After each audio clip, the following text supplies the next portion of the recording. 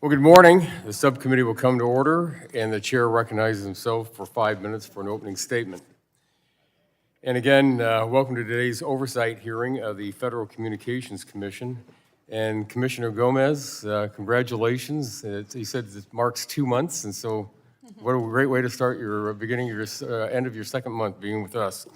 But we appreciate all of the commissioners for being with us today, and also Commissioners Carr and Starks, congratulations on your reconfirmations. 5 months ago, the FCC came before this committee, and much has changed since then. The commission finally has a full slate of commissioners and moved aggressively to advance partisan initiatives despite calls from this committee to continue down a bipartisan path. Since September, Chair Rosenworcel has pursued a federal government takeover of the internet. First, the FCC plans to reclassify broadband as a common carrier under Title II of the Communications Act. This effort is unnecessary and simply defies logic. The Obama administration's FCC attempted to impose these same regulations and made false claims that without them, the internet would be ruined.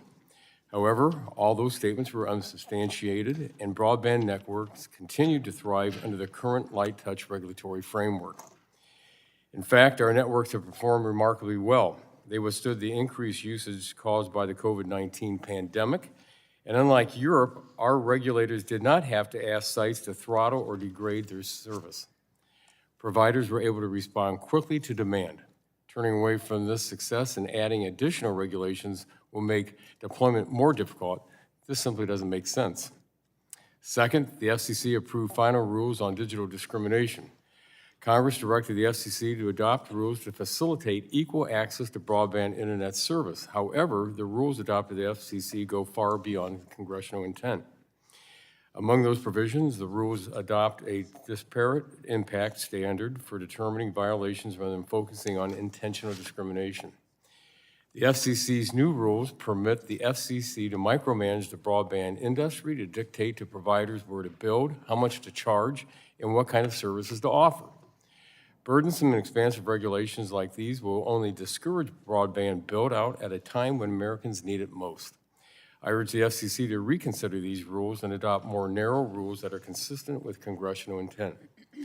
The FCC is most successful when it pursues bipartisan priorities. For example, the FCC recently voted to refresh the record on the 5G fund, which will help support deployment of 5G in our rural areas.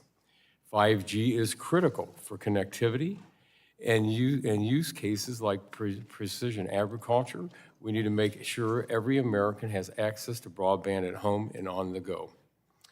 The broadband landscape has changed significantly since the FCC adopted rules for the 5G fund in 2020. So I appreciate that the FCC is revisiting these rules in light of recent events. I'd also be remiss if I didn't mention that Congress needs to continue to work to restore the Spectrum Auction Authority. We've gone over just about a year without it, and we have to have it.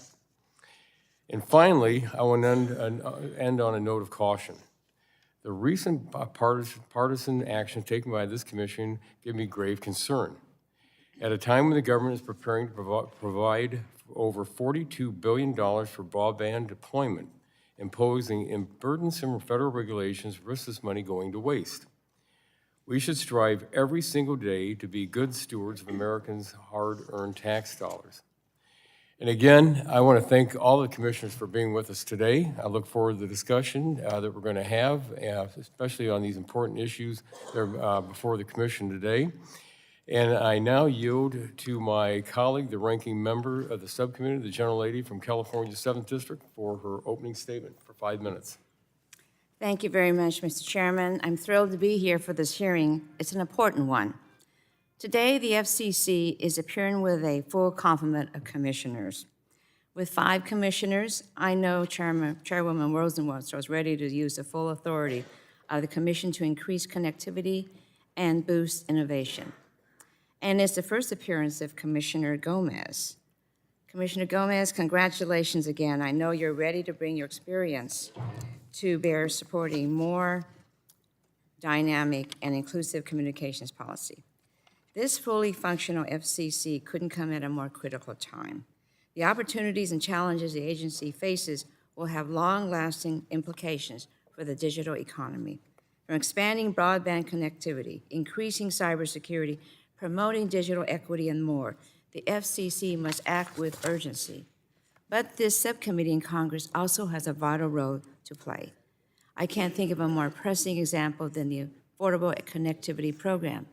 The ACP has already helped more than 22 million families afford a broadband connection. Whether it's for the first time or when you need a little extra help making ends meet, the ACP is working. But you don't need to take my word for it. Earlier this month, a bipartisan group of governors sent a letter to congressional leaders urging them to fund this critical program. Signed by the letters of Washington, Utah, and Michigan, among others, the governors of many states represented on this subcommittee are on record for sustaining the ACP. As they noted in the letter, preserving the ACP will allow us to build upon the progress we've made in expanding connectivity rather than falling behind in a mission we cannot afford to lose. I couldn't agree more. President Biden included $6 billion for ACP in a supplemental request. The Republican governors who signed this letter urged us in Congress to work collaboratively with the Biden administration to ensure the ACP receives additional funding. So I'm asking my Republican colleagues, let's heed that call and get this done. Our constituents are counting on us. I also want to take a moment to talk about another bipartisan priority in the administration's supplemental funding request, addressing the shortfall in the Rip and Replace program. Back in December, I wrote to President Biden urging him to include full funding for the Supply Chain Reimbursement Program. As an original co-sponsor of the bipartisan Rip and Replace bill, I believe it is a national security imperative that we immediately remove every last piece of vulnerable equipment from American networks. Until this shortfall is addressed, the United States will continue to be exposed to an unacceptable national security risk. Both Democrats and Republicans understand the threat this Chinese gear poses, so let's work together on a bipartisan basis to get this done. I'm also eager to discuss the FCC's role in spectrum governance. The global race to 5 and 6G is still quite hot. Satellite broadband service is taking off, and Wi-Fi continues to create massive opportunities for Americans. To stay ahead of our peers, the federal government must be a driving force in maintaining a healthy spectrum pipeline. For that to happen, it needs to speak with one voice. That's why I was so glad to see the release of the National Spectrum Strategy and Presidential Memorandum. Taken together, they represent a roadmap for continuing U.S. leadership. The FCC will have a foundational role in implementation, and I'm excited to discuss those documents here today. But there's much more we'll discuss at this hearing, like maintaining the open internet and preventing digital discrimination. I want to thank the Chairwoman and Commissioners for appearing before us. And with that, I yield the remainder of my time. Thank you very much. The gentlelady yields back, and the chair now recognizes the gentlelady from Washington, the chair of the full committee, for 5 minutes. Thank you. Thank you, Mr. Chairman. Good morning, everyone. Chairwoman, commissioners, welcome back to the Committee on Energy and Commerce. And I'd like to echo my colleagues' congratulations to Commissioner Gomez on your confirmation and also to Commissioners Carr and Starks on your reconfirmations. I look forward to working with all of you. A top priority for energy and commerce is closing the digital divide, and the FCC plays a key role in that effort. In 2020, Congress passed the Broadband Data Act, which directed the FCC to update the agency's broadband maps to provide a more accurate perspective on what parts of the country are served and unserved. More than $42 billion in federal funding has been allocated to deploying broadband in unserved areas to ensure all Americans are connected. This is in addition to the funding already provided by the FCC through various programs. This committee has also passed legislation to lift broadband permitting burdens to make sure every dollar provided by Congress goes towards serving Americans. However, recent actions by the FCC threaten the success of these federal funding programs. The Biden FCC under Chairwoman Rosenworcel is once again attempting to regulate broadband as a public utility under Title II of the Communications Act of 1934. This heavy-handed regulatory approach was designed to regulate monopolies, But today's competitive broadband market is far from a monopoly. This is apparent as the chair's order plans to forbear from 27 provisions in Title II and more than 700 regulations. The last time we had this debate during the Trump administration, Democrats claimed that the internet as we knew it would end, that we would get the internet one word at a time, and that repealing net neutrality would hasten the death of the internet. Since the repeal of the Democrats' last broadband takeover effort in 2017, investment in broadband networks is up, speeds are up, and prices are down. Our broadband networks withstood the ultimate stress test during the COVID-19 pandemic, enduring increased usage without needing government intervention. We must maintain the current light touch regulatory approach that has allowed our networks to adapt and thrive. To further expand the federal government's role in this industry, earlier this month, the FCC approved new rules on digital discrimination. These new rules will put burdensome requirements on our nation's broadband providers, leading to government bureaucrats micromanaging Americans' internet access. Rather than focusing on intentional discrimination against historically marginalized groups, as Congress intended, the Biden administration is once again unilaterally expanding the power of unelected bureaucrats under the guise of equity. The FCC's expansive standard for what constitutes discrimination will lead to over-enforcement and regulatory uncertainty for American businesses and job creators.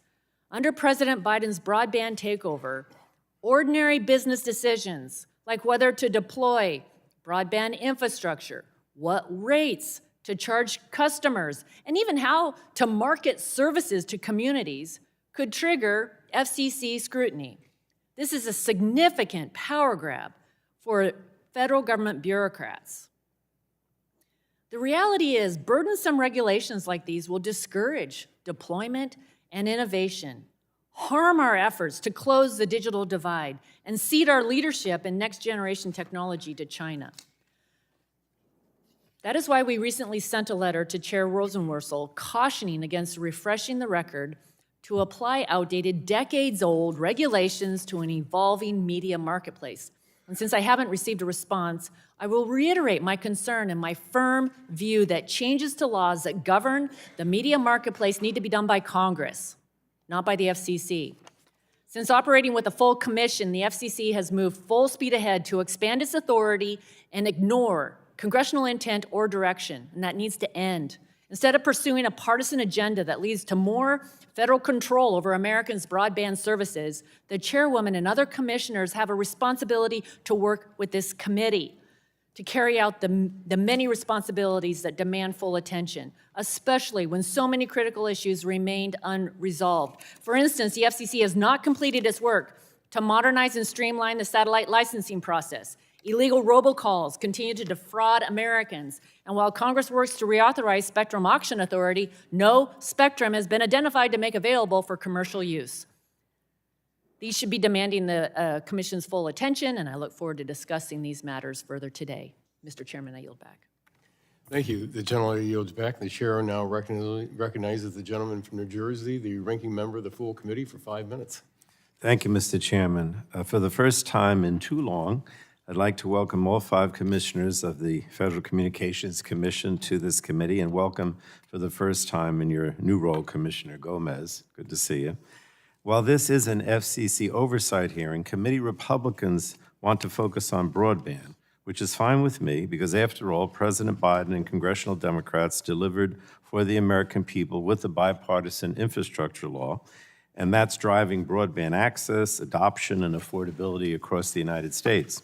The bipartisan infrastructure law invests $42 billion in bringing broadband to every corner of this country. It's lowering internet bills for 22 million American families through the bipartisan Affordable Connectivity Program, and it's preventing digital discrimination, so everyone gets a fair chance to connect to the internet and participate in our economy.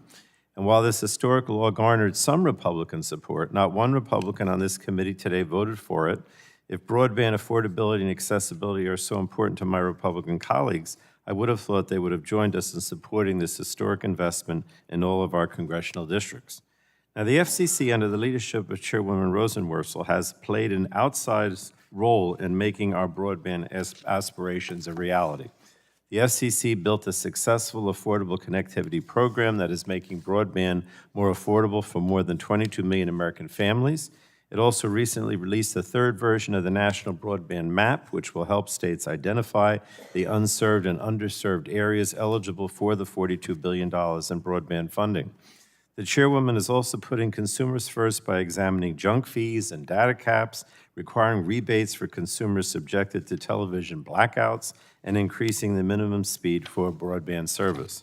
And the Commission is also putting consumers first by proposing a rule to restore net neutrality.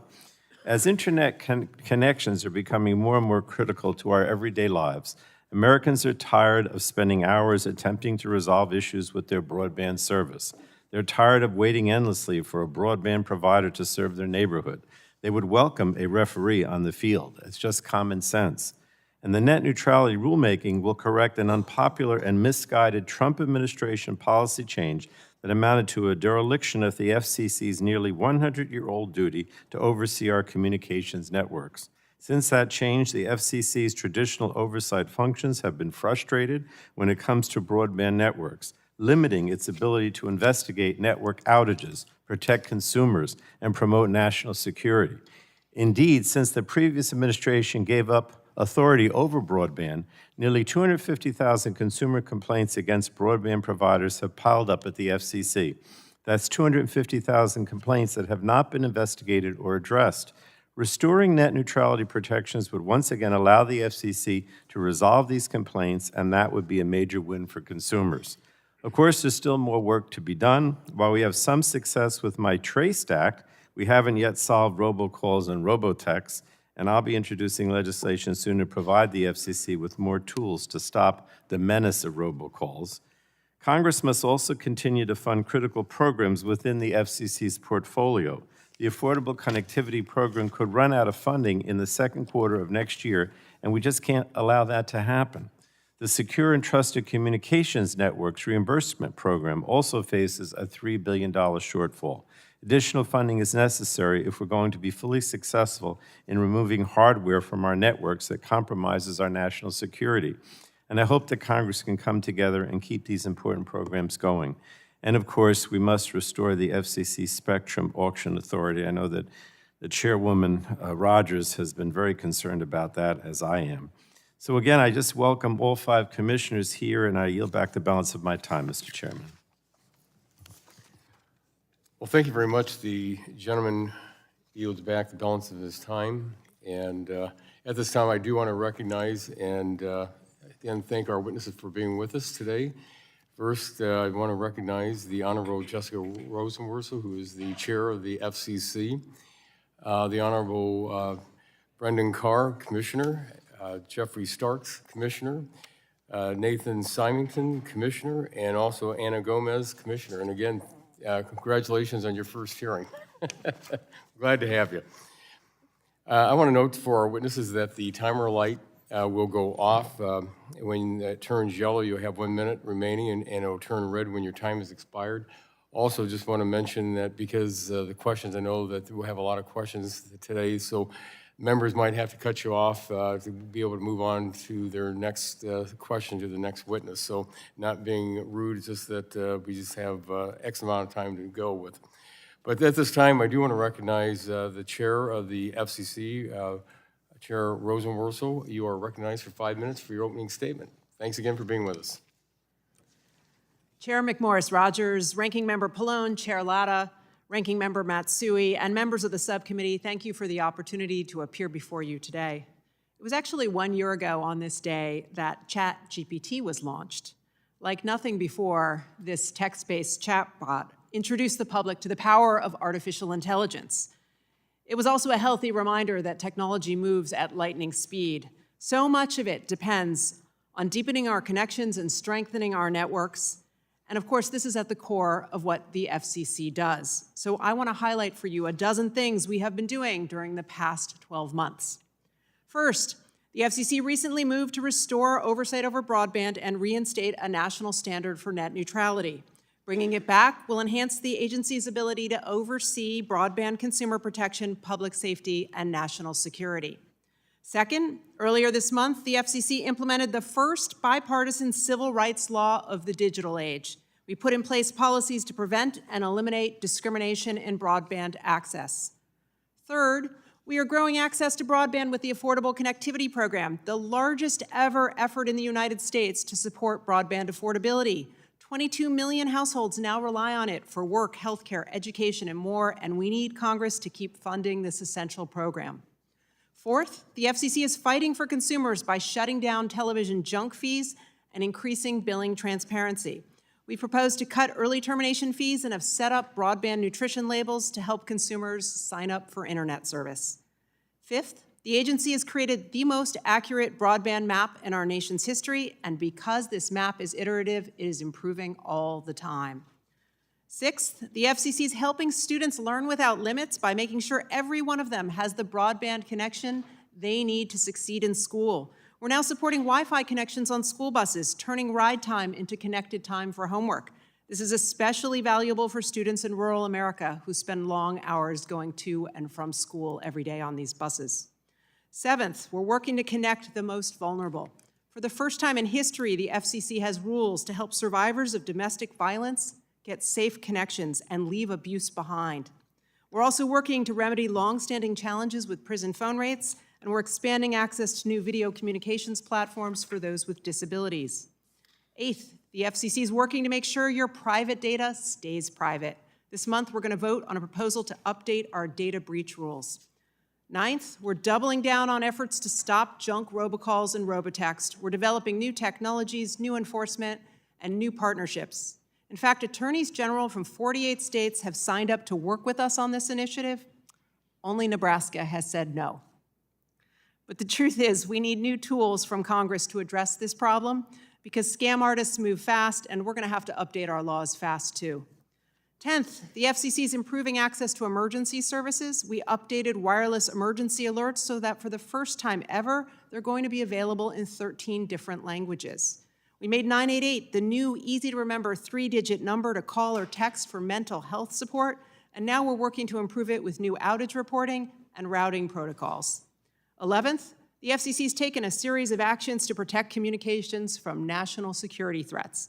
This includes our effort to rip out and replace insecure Chinese communications equipment. But this initiative has a shortfall, and we're going to need more funding from Congress for it to fully succeed. 12th, we're modernizing the use of spectrum for both space and terrestrial services. The FCC has created the first ever Space Bureau. We've streamlined the process for satellites filed before us, and we've stepped up our policies to prevent orbital debris. And back on the ground, we have expanded unlicensed access to the 6 gigahertz band, where we believe augmented reality and virtual reality is going to take hold. We also have identified the 12 gigahertz band for expanded licensed mobile use, but we badly need Congress to restore the agency's spectrum auction authority because it is an essential tool for our wireless leadership and success. Finally, I'll end where I started. We are looking at artificial intelligence. We're exploring how it can be used to improve network resilience and identify junk traffic like robocalls and robotexts. The possibilities here are big, and I want the agency to explore them. So that's a quick tour of a dozen things the FCC is doing. Thank you for having me. I look forward to answering any questions you may have. Well, thank you for your testimony, and Commissioner Carr, you are recognized for 5 minutes for your opening statement. Thank you. Chair Latta, Ranking Member Matsui, Chair Rogers, distinguished members of the subcommittee, thank you for the invitation to testify. In June, at the last FCC oversight hearing, I testified about the important bipartisan work the FCC was accomplishing. Indeed, in the 2.5 years prior to that hearing, the FCC delivered a series of common sense wins on matters ranging from competition and universal service to consumer protection. Those decisions track the bipartisan policies this committee included in its bills, including the SAT Act spearheaded by Chair Rogers and Ranking Member Pallone. There's much more progress we can continue to make by working together. But in the 5 months since that last hearing, the Biden administration has pressed the FCC to break hard left, and it has. The Biden administration has put ideology over smart policy. Indeed, almost 3 years into this administration, a clear pattern has emerged. The Biden administration's entire approach to the internet, its broadband agenda, if you will, can be boiled down to one word: control. You can see it in the administration's call for Title II internet regulation. You can see it in the administration's campaign to pressure social media companies to censor political speech. You can see it in the administration's decision to use BEAD to preference government-run networks. And you can see it in the administration's demand that the FCC adopt digital equity rules for the internet. None of these decisions are isolated ones. They all share and advance the same goal of increasing government control. I'll focus today on Title II and its fraternal twin, digital equity. 6 years ago, Americans lived through one of the greatest hoaxes in regulatory history. They were told the FCC's 2017 decision to reverse Title II would literally break the internet. It was a viral disinformation campaign replete with requisite doses of Orwellian wordplay. CNN proclaimed the end of the internet as we know it. Others predicted that you'll get the internet one word at a time. Activists said that prices would spike, you'd be charged per website you visited, and the internet itself would slow down. Did any of those predictions come to pass? Of course not. Since 2017, broadband speeds in the US are up 6-fold. Prices are down, competition has intensified, and record-breaking new broadband builds have brought millions across the digital divide. In other words, Title II was never about improving your online experience. That was just the sheep's clothing. It was always about control. And the Biden administration has made clear that it wants that control back. Just last month, the administration built on its Title II dictate by urging the FCC to adopt a sweeping new digital equity plan. The FCC complied. President Biden's plan gives the federal government a roving mandate to micromanage nearly every aspect of how the internet functions. It hands the administrative state veto power over every decision about the provision of internet service. And it sweeps entire industries within the FCC's jurisdiction for the first time. Congress never authorized any of this. Indeed, Senator Collins, the lead Republican negotiator on the underlying bill, described it as a, quote, regulatory overreach. She said, quote, it clearly goes well beyond the authority Congress provided. While the administration focuses on these unlawful policies, it's failing to advance important bipartisan priorities. One example is the administration's spectrum strategy. After years of study, the spectrum plan frees up exactly 0 megahertz of spectrum. Instead of moving megahertz, the administration's plan is to keep on studying. This is a complete 180. From 2017 through 2020, the FCC freed up about 6,000 megahertz of licensed spectrum, in addition to thousands of additional megahertz of unlicensed. Now, the government will study less than 2,800. In other words, the FCC put more spectrum into the marketplace during the last administration than the Biden administration even plans to study. And it's not even close. But I remain confident that we can get things back on track. My FCC colleagues and I have worked well together and found bipartisan consensus on really tough issues. We can do it again. One step that would help us would be for Congress to restore our auction authority. This committee has prioritized that effort, and I want to applaud the progress that's being made on it. In closing, I want to thank you again for the opportunity to testify, and I look forward to your questions. Well, thank you very much for your testimony, and Commissioner Starks, you are recognized for 5 minutes for your statement. Thank you, Chairman Latta, Member Matsui, Ranking Member Matsui, Chairwoman McMorris-Rodgers, Ranking Member Pallone. Members of the committee, thank you for the opportunity to appear before you here today as a commissioner. I am deeply committed to ensuring that every American, no matter who they are or where they live, shares in the benefits of connectivity. I am proud of the FCC's leadership in working to make broadband universally accessible and affordable, aligning, of course, with congressional goals. The Affordable Connectivity Program and its success is evident with substantial enrollment nationwide. Over 22 million households in rural, urban, and tribal communities have access to connectivity that supports employment, education, telehealth, and more. This includes more than 100,000 households enrolled in 40 states, 15,000 in all 50 states, and at least almost 6,000 zip codes with more than 1,000 households enrolled. The point is that this is helping get households connected everywhere. One place I have prioritized my efforts is in helping to increase awareness and enrollment among those who live in public housing. In particular, I met one woman, Queen Bee, from the Yesler Terrace in Seattle, Washington, who told me, quote, "It was a blessing to have the internet." I agree. ACP's funding is running out. It is vital that we work together to keep these households connected so that the benefits of broadband continue to flow to all. In recent months, we've also taken historic steps towards ensuring that fundamental fairness reigns on the internet. We commenced a proceeding to revive long-standing principles against blocking and throttling of legal content, paid prioritization that can compromise innovation. These efforts can protect consumers in their access to broadband, an essential service, while also enhancing our security and aligning broadband policy with national consensus. We've also implemented the Bipartisan Infrastructure Investment and Jobs Act's directive that we set forth rules to prevent and eliminate digital discrimination everywhere. Stopping digital discrimination anywhere will empower individuals everywhere. Finally, at the ongoing ITU World Radio Communication Conference in Dubai, our discussions are shaping the future of global spectrum management. I am confident, deeply confident, that the American workers and innovators will build a bright future for wireless and satellite networks, and note that our ability to lead, as we've heard here today, both abroad and here at home, is premised on an extension of the FCC's Spectrum Auction Authority.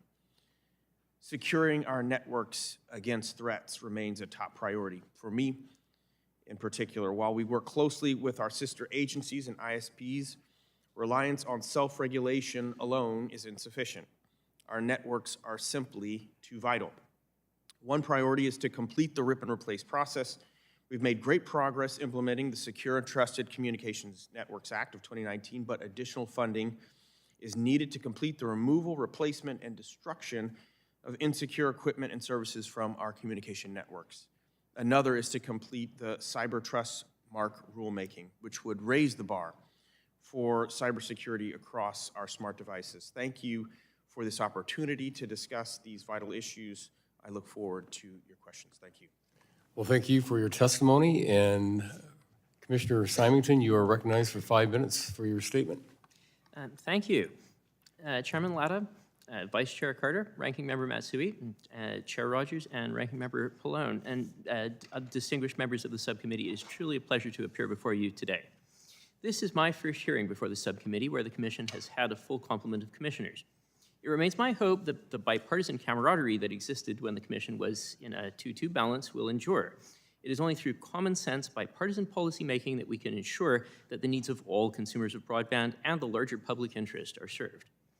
Unfortunately, in the short time that we have had a full Commission, there has been an expected, though no less disappointing, shift in focus to implementation of partisan, unnecessary, and burdensome policy frameworks, like the 2015 Title II broadband and digital discrimination regulatory regimes. I implore Congress to pass legislation to create an updated legislative framework for the modern internet ecosystem that would end the continued whipsawing of industry over the Title II fight and create clear rules of the road for all companies in the internet ecosystem, from e-commerce and social media platforms to network operators alike. The FCC has also recently engaged in the wasteful extension of the FCC's currently overstrained USF programs to provide redundant service subsidies like Wi-Fi on school buses and hotspots for every student, and it has done so without taking any steps to ensure that USF funding mechanisms are reformed in a way to support these extensions. I applaud Senators Mullen, Kelly, and Crapo for introducing the bipartisan Lowering Broadband Costs for Consumers Act, which requires contributions to the Universal Service Fund from edge providers and broadband providers. I sincerely hope this legislation is passed expeditiously. In the meantime, however, while the FCC remains distracted by wrong-headed priorities, it neglects necessary reforms that will better serve and protect consumers of broadband services. I will address today what I view as the two most urgent priorities: renewal of the FCC Spectrum Auction Authority and ensuring that consumers are fully informed about the security of their wireless devices. As I stated in my testimony in June of this year, it is vital that the FCC Spectrum Auction Authority is renewed. Nearly 5 months later, this request is even more urgent to prevent the United States from falling behind as the world's technology leader. The United States system for commercializing spectrum has ensured that valuable airwaves get put to the highest and best use, and it has made the United States the global leader in wireless communications. Industry continually needs a steady stream of commercial spectrum in the pipeline to stay ahead and continue providing services. And any amount of greenfield spectrum made available for commercial auction can represent many millions or billions of dollars worth of innovation and productivity gains for the American economy. The FCC's authority to put new spectrum to use must be restored without further delay. Lastly, I would like to address what I view as a serious problem that is putting our wireless networks, not to mention consumers' precious financial and personal data, at risk. It is a problem which I believe the FCC can and should do more to address. Hundreds of millions, if not billions, of devices in active use in this country, more every day and in more applications, are susceptible to known security vulnerabilities, exposing Americans to theft of private data and to attacks on the integrity of our public and private networks. Moreover, these vulnerabilities leave American entrepreneurs in a precarious position. If they modernize their equipment, they risk creating vast attack surfaces that it may be simply impractical at an individual company level to protect. I believe that device manufacturers should have the obligation to put out security updates that patch these vulnerabilities, or at minimum, to clearly disclose these vulnerabilities to consumers and enterprise users so that all Americans can make informed decisions about which devices to rely upon and invest in. Attacks on unpatched devices are becoming more frequent and more dangerous. A recent FBI advisory warned of increased cyber attacks against unpatched medical devices. Unpatched industrial control systems threaten the availability of critical infrastructure, and we have not yet seen the worst. An attacker could use unpatched vulnerabilities to take control of large numbers of mobile phones, turn their radios into signal jammers, and take down mobile networks. Botnets of commandeered high-wattage devices like air conditioners, water heaters, and ovens could be used to disrupt the power grid and even cause large-scale blackouts. And attacks on automated cars or on medical devices could obviously directly cause widespread property destruction, human injury, and death. The early days of the connected device industry are now behind us, and the laissez-faire attitude that came with rapid innovation now threatens to thwart the industry's progress into more serious domains where the stakes are higher. As we entrust technology with greater responsibility for our money, privacy, personal safety, and public order, we need to have greater confidence in its security. This is why I've advocated that the FCC, through its proceeding on cybersecurity labels, adopt rules requiring disclosure of the time period during which a device's manufacturer commits to diligently issue security updates. Device security is just one of many other policy priorities that the FCC should instead focus on in lieu of partisan goals that do not further the public interest. I'm hopeful that my colleagues will embrace more bipartisan, common sense policies going forward. Well, thank you for your opening statement. And Commissioner Gomez, you are recognized for 5 minutes. Thank you. Good morning, Chairman Latta, Ranking Member Matsui, Chairwoman McMorris-Rogers, Ranking Member Pallone, and members of the committee. It is an honor to appear before you today. I would also like to thank Chairwoman Rosenworcel and Commissioners Carr, Starks, and Simington, as well as the FCC staff, for their warm and generous welcome I received when I was sworn into office just 2 months ago. It has been a pleasure to get to know the commissioners and the staff and to learn about the important work they do for the agency. I've been working in telecommunications for close to 30 years, more than half of that time serving in government in various capacities at the FCC, the NTIA, briefly the Senate Commerce Committee, the Department of State, and the White House. Public service is a special calling. A desire to give back and serve my community was instilled in me at a young age. My father was an immigrant. My mother, who passed away over 20 years ago, was a dentist. My brother is a computer programmer. Growing up, we moved frequently from my dad's job. But after he was laid off and tried to start something on his own, we lost everything. We struggled, like so many families, to stretch the dollar and cut where we could. We did not have money to afford my college tuition, so I worked, borrowed, and paid my way through both college and law school. After working briefly at a law firm, when the opportunity arose to serve as an attorney advisor at the FCC, I jumped at the chance. Little did I know that 3 decades of experience that followed would lead me here, testifying before Congress as an FCC commissioner. I understand the importance of policy that protects the public interest and promotes competition and innovation. I worked on transformational rulemakings at the Commission, stood up FirstNet, represented the interests of some of our country's largest and most innovative corporations before government regulators, and represented the United States in international spectrum negotiations.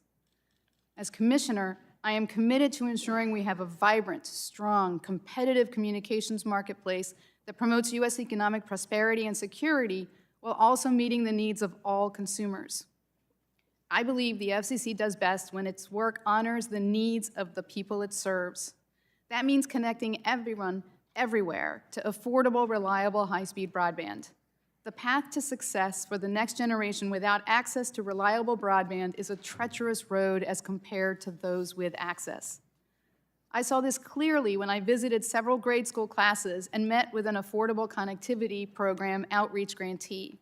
They stressed the importance of the FCC's pandemic connectivity programs to help students and families get connected and continue to learn and to work during the pandemic, and the role of the Affordable Connectivity Program has played in supporting and expanding access for those who cannot afford it. The Commission has helped ensure that people across the country have access to affordable, reliable broadband internet access. Ensuring that everyone in rural, tribal, suburban, and urban communities can get and stay connected is critical to success for us all. This also means ensuring our first responders can communicate in times of crisis. My years of working with public safety have given me an appreciation of their unique and vital communications needs. It also means ensuring our connections are secure and resilient. As we build out new networks and deploy a once-in-a-generation level of broadband support to states, it is critical that we shore up our networks so that governments, public safety officials, institutions, and consumers can trust that the information we send and receive is protected.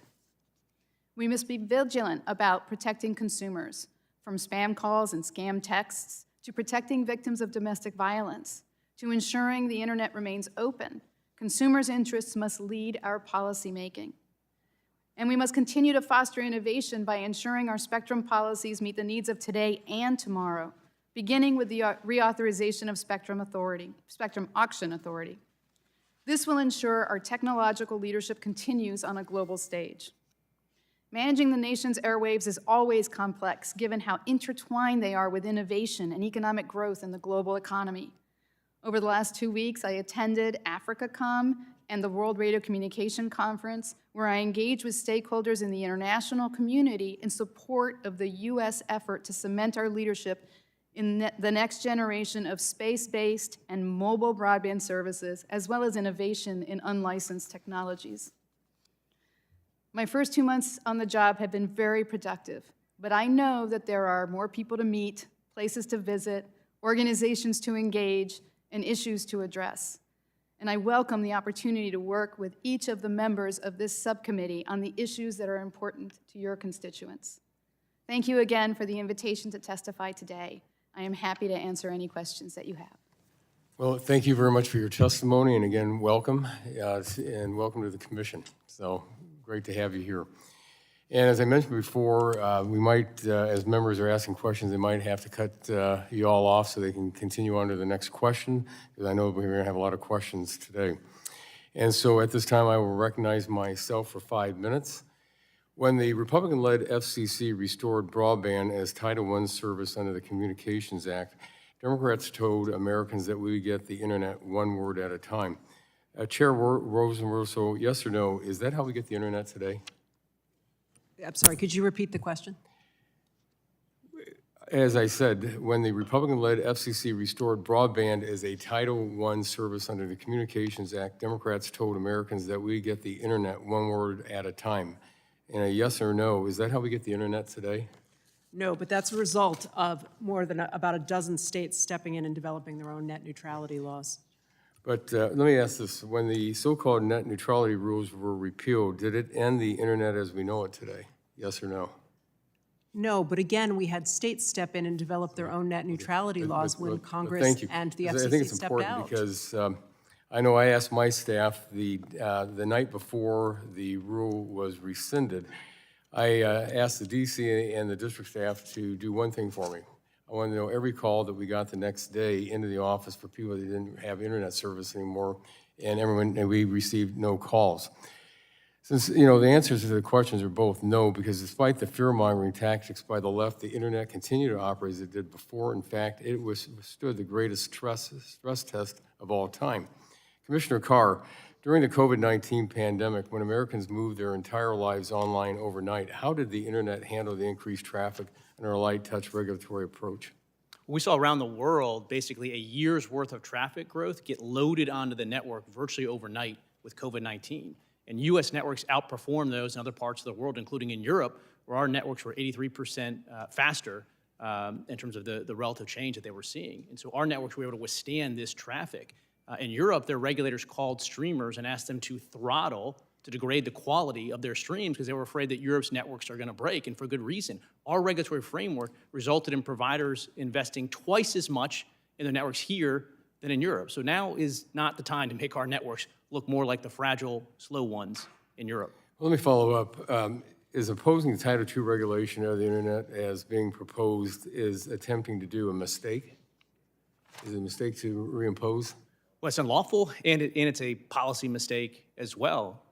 President Obama's former Solicitor Generals filed a paper saying that it would be folly to think that the Supreme Court would uphold, under major questions doctrines, the FCC's decision. And what we saw when the FCC imposed Title II was a significant reduction in investment in this space, and not just a big macro number. We had very small wireless ISPs that said we are going to be able to have to pull back on builds, pull back on expanding service because our cost of capital has increased. We saw municipal government-run networks submit filings and say they're having to divert resources into lawyers and compliance costs, and therefore they were having to abandon or throttle back on build. So Title II is the wrong direction if the goal is to make sure we have investment in further bridging of the digital divide. Well, thank you.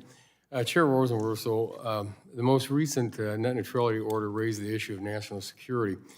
Did anyone or you come to this committee requesting additional authorities to protect our national security? I'd be happy to have a discussion with you about any national security issues. But no one from the FCC. Well, you and I spoke about this already. I mean, the reality is since I became chair, I'm in a lot of meetings I wasn't in as commissioner. And over again, our national security authorities come to us with problems with broadband traffic and ask the FCC to take action. But I have to repeatedly say, no, the last administration took away the FCC's oversight over broadband. We only have oversight over voice communications, and we can't act to prevent malicious state actors who are hijacking traffic. We can't act to deal with interconnection with data centers. We can't act to restrict Chinese nationals from different kinds of broadband traffic. Because we're claiming the time here because we don't have much. Commissioner Carr, at any time in the year since the last net neutrality order was rescinded, did you receive any briefings or any meetings related to Chair Rosenworcel's national security concerns? I've been a commissioner for 6 years in the majority and the minority. The SCIF is right down the hallway from my office. There has been one briefing in the past 6 years that says here is a known problem in our broadband networks, that there's a foreign actor hijacking traffic, and but for Title II, the U.S. government is powerless to address it. It's actually on the record from the Department of Justice and some of our meetings before us. The idea that the federal government is sitting here looking at a threat in our network and is doing nothing other than proposing a 1930s law does not pass the laugh test. If there is an issue in our network of which I've not been briefed, then we should come to Congress and get law that would solve it. But what I think is going on here is the same thing that we saw in 2017. The goalposts have moved, but the goal is the same. Title II is greater government control of the internet. When we've had a problem, like we did when we were trying to take additional action on Huawei and ZTE, some people said we didn't have enough authority. I disagreed. We came to Congress, we got the Secure Equipment Act, it passed very quickly. We've now implemented. We cannot, if there is a threat, we can't sit on our hands and wait for months until Title II passes and then Title II goes into effect. If there's a problem, let's get authority from Congress. Well, thank you very much. My time's expired, and at this time, I will also have my other questions forwarded on to the commission for there to be answered in writing. And I now recognize the ranking member of the subcommittee, the gentleman from California, for 5 minutes. Thank you, Mr. Chairman. The ACP has successfully helped more than 22 million families afford an internet connection. But without additional funding, this vital program could expire, cutting off connectivity across the country. We also know that despite the program's success, there are many communities that remain unaware of the program or concerned about signing up. Commissioner Stark, quickly, in your experience, what can we be doing to expand the footprint of ACP, especially in hard-to-reach communities? I know you've been working on this. Yes, thank you so much for the question. I think, first of all, we have to expand our outreach, making sure that we're deeply engaged with communities, whether that's outreach with everywhere from churches to community organizers to local leaders, making sure that we're doing that. Developing trust as well with our communities, make sure that they know how to execute on the program, and then following through and actually getting folks signed up is the path to getting greater ACP. Okay, thank you. As an original co-sponsor of the bipartisan Rip and Replace bill, I fully appreciate the severity of the threat posed by network equipment manufactured by companies like Huawei and ZTE. While Congress and the FCC have made important progress toward removing all of it, until we fully fund the reimbursement program, our work will not be done. Chairwoman Rosenworcel, can you briefly describe the threat posed by vulnerable research gear and what could happen had Congress failed to fund the shortfall? Sure. We have insecure Chinese equipment in many of our networks around the country. We have asked them to rip it out and replace it with secure equipment. Congress provided us with funds for the carriers to do this, but we have a shortfall of over $3 billion. That means we're providing 40 cents on the dollar to a lot of small and rural carriers to rip this equipment out and replace it. They need more funds to get the job done and for our networks to be fully secure. Thank you. I know that I've talked with many of the rural areas, and that has come up to me many times. They do the right thing, and yet they are facing this challenge here. Exactly. Chairman Lada and I introduced a bipartisan NTIA Reauthorization Act. This bill includes a provision based on my Spectrum and Coexistence Act to establish performance criteria for federal receivers. Commissioner Simington, quickly, as demand for spectrum increases, do you believe improving receiver performance can create new opportunities for commercial use? Thank you, Ranking Member Matsui. And I appreciate your interest and expertise on this topic. I absolutely believe that receiver reform can help free up spectrum, and I hope Congress can coalesce around the kind of common sense reforms proposed in your recent legislation regarding federal users. In the meantime, I'm anxious for Chairwoman Rosenworcel to take up a notice of proposed rulemaking in the FCC's receiver reform proceedings so that we can start putting the policy statement principles to good use. Okay, thank you. I introduced the FCC Legal Enforcement Act to help crack down on the dangerous and annoying surge of robocalls plaguing American consumers. While we've made important progress combating robocalls, it's clear more must be done. Chairwoman Rosenworcel, do you believe that the new authorities provided to the FCC in my bill could help reduce the amount of robocalls consumers receive? Yes, I'd be happy to talk to anyone on this committee about some ideas we have to stemming the tide of robocalls and robotexts. We definitely need some new authorities, and your bill is very helpful. Can you give me an example? I can give you 3 examples. First, in the year before last, the Supreme Court defined autodialer in a way that leaves the technology stuck in the 90s. As a result, lots of scam artists are using technology that are no longer covered by the Telephone Consumer Protection Act. We can't go after them. On top of that, we have, in the last year, issued about $600 million in fines against these bad actors who've been putting this annoying stuff on the line. But every time we issue them, I have to hand it to the Department of Justice to go collect. I want the FCC to be able to take every one of those bad actors to court. And finally, we've noticed that a lot of these scam artists, they shut down one company, they set up another one. If we have access to Bank Secrecy Act information, we can shut them down once and for all and kick them out of this business and off our networks. Okay, thank you. I've been focused on the growing cyber threat over our K-12 schools that the K-12 schools face. Attacks targeting the sensitive information of students and their families are growing more frequent and severe. According to K-12, there have been more than 1,000 cyber incidents between 2016 and 2022. That's why I introduced a bipartisan, bicameral, Enhancing K-12 Cybersecurity Act to provide new cybersecurity resources and promote better access to information. I also encourage the FCC to continue modernizing the cyber resources it offers schools. I ran out of time, but let me try to figure out with you how we might proceed on this. Thank you very much. I yield back. Thank you. The gentlelady yields back, and the chair now recognizes the chair of the full committee, the gentlelady from Washington, for 5 minutes. Chair Rosenworcel, the Biden's FCC broadband takeover is an extraordinary federal reach. Clearly, we're going to have you all come up here a lot more. The move to regulate broadband as a utility under Title II of the Communications Act is one example. I'm equally concerned about the FCC's new so-called digital discrimination rules. The FCC went far beyond its congressional mandate by adopting far-reaching rules that could result in the agency micromanaging basic business decisions made by providers like prices, contract terms, even marketing campaigns, and regulating industries outside of its jurisdiction, including landlords and banks. To the chair, the IIJA does not give the FCC authority to regulate these practices or industries. Where did the FCC find this authority, and what expertise does the FCC even have to regulate these practices? Sure. The Congress gave us a very broad mandate in Section 6506 of the Bipartisan Infrastructure Law. It told us conclusively to prevent and eliminate digital discrimination. You did not limit it to only to internet service providers. You didn't limit it to only some terms and conditions. The language in this statute is exceptionally broad. Thank you. So we Thank implemented you. it Reclaiming just my as it time. was written. Reclaiming my time. I have some more questions. Commissioner Carr, do you agree?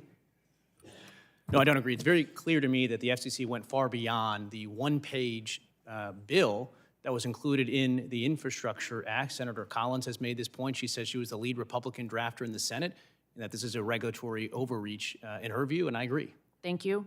Back to the chair. You said many times you oppose rate regulation, but the digital discrimination rules you adopted include pricing as an indicator of discrimination.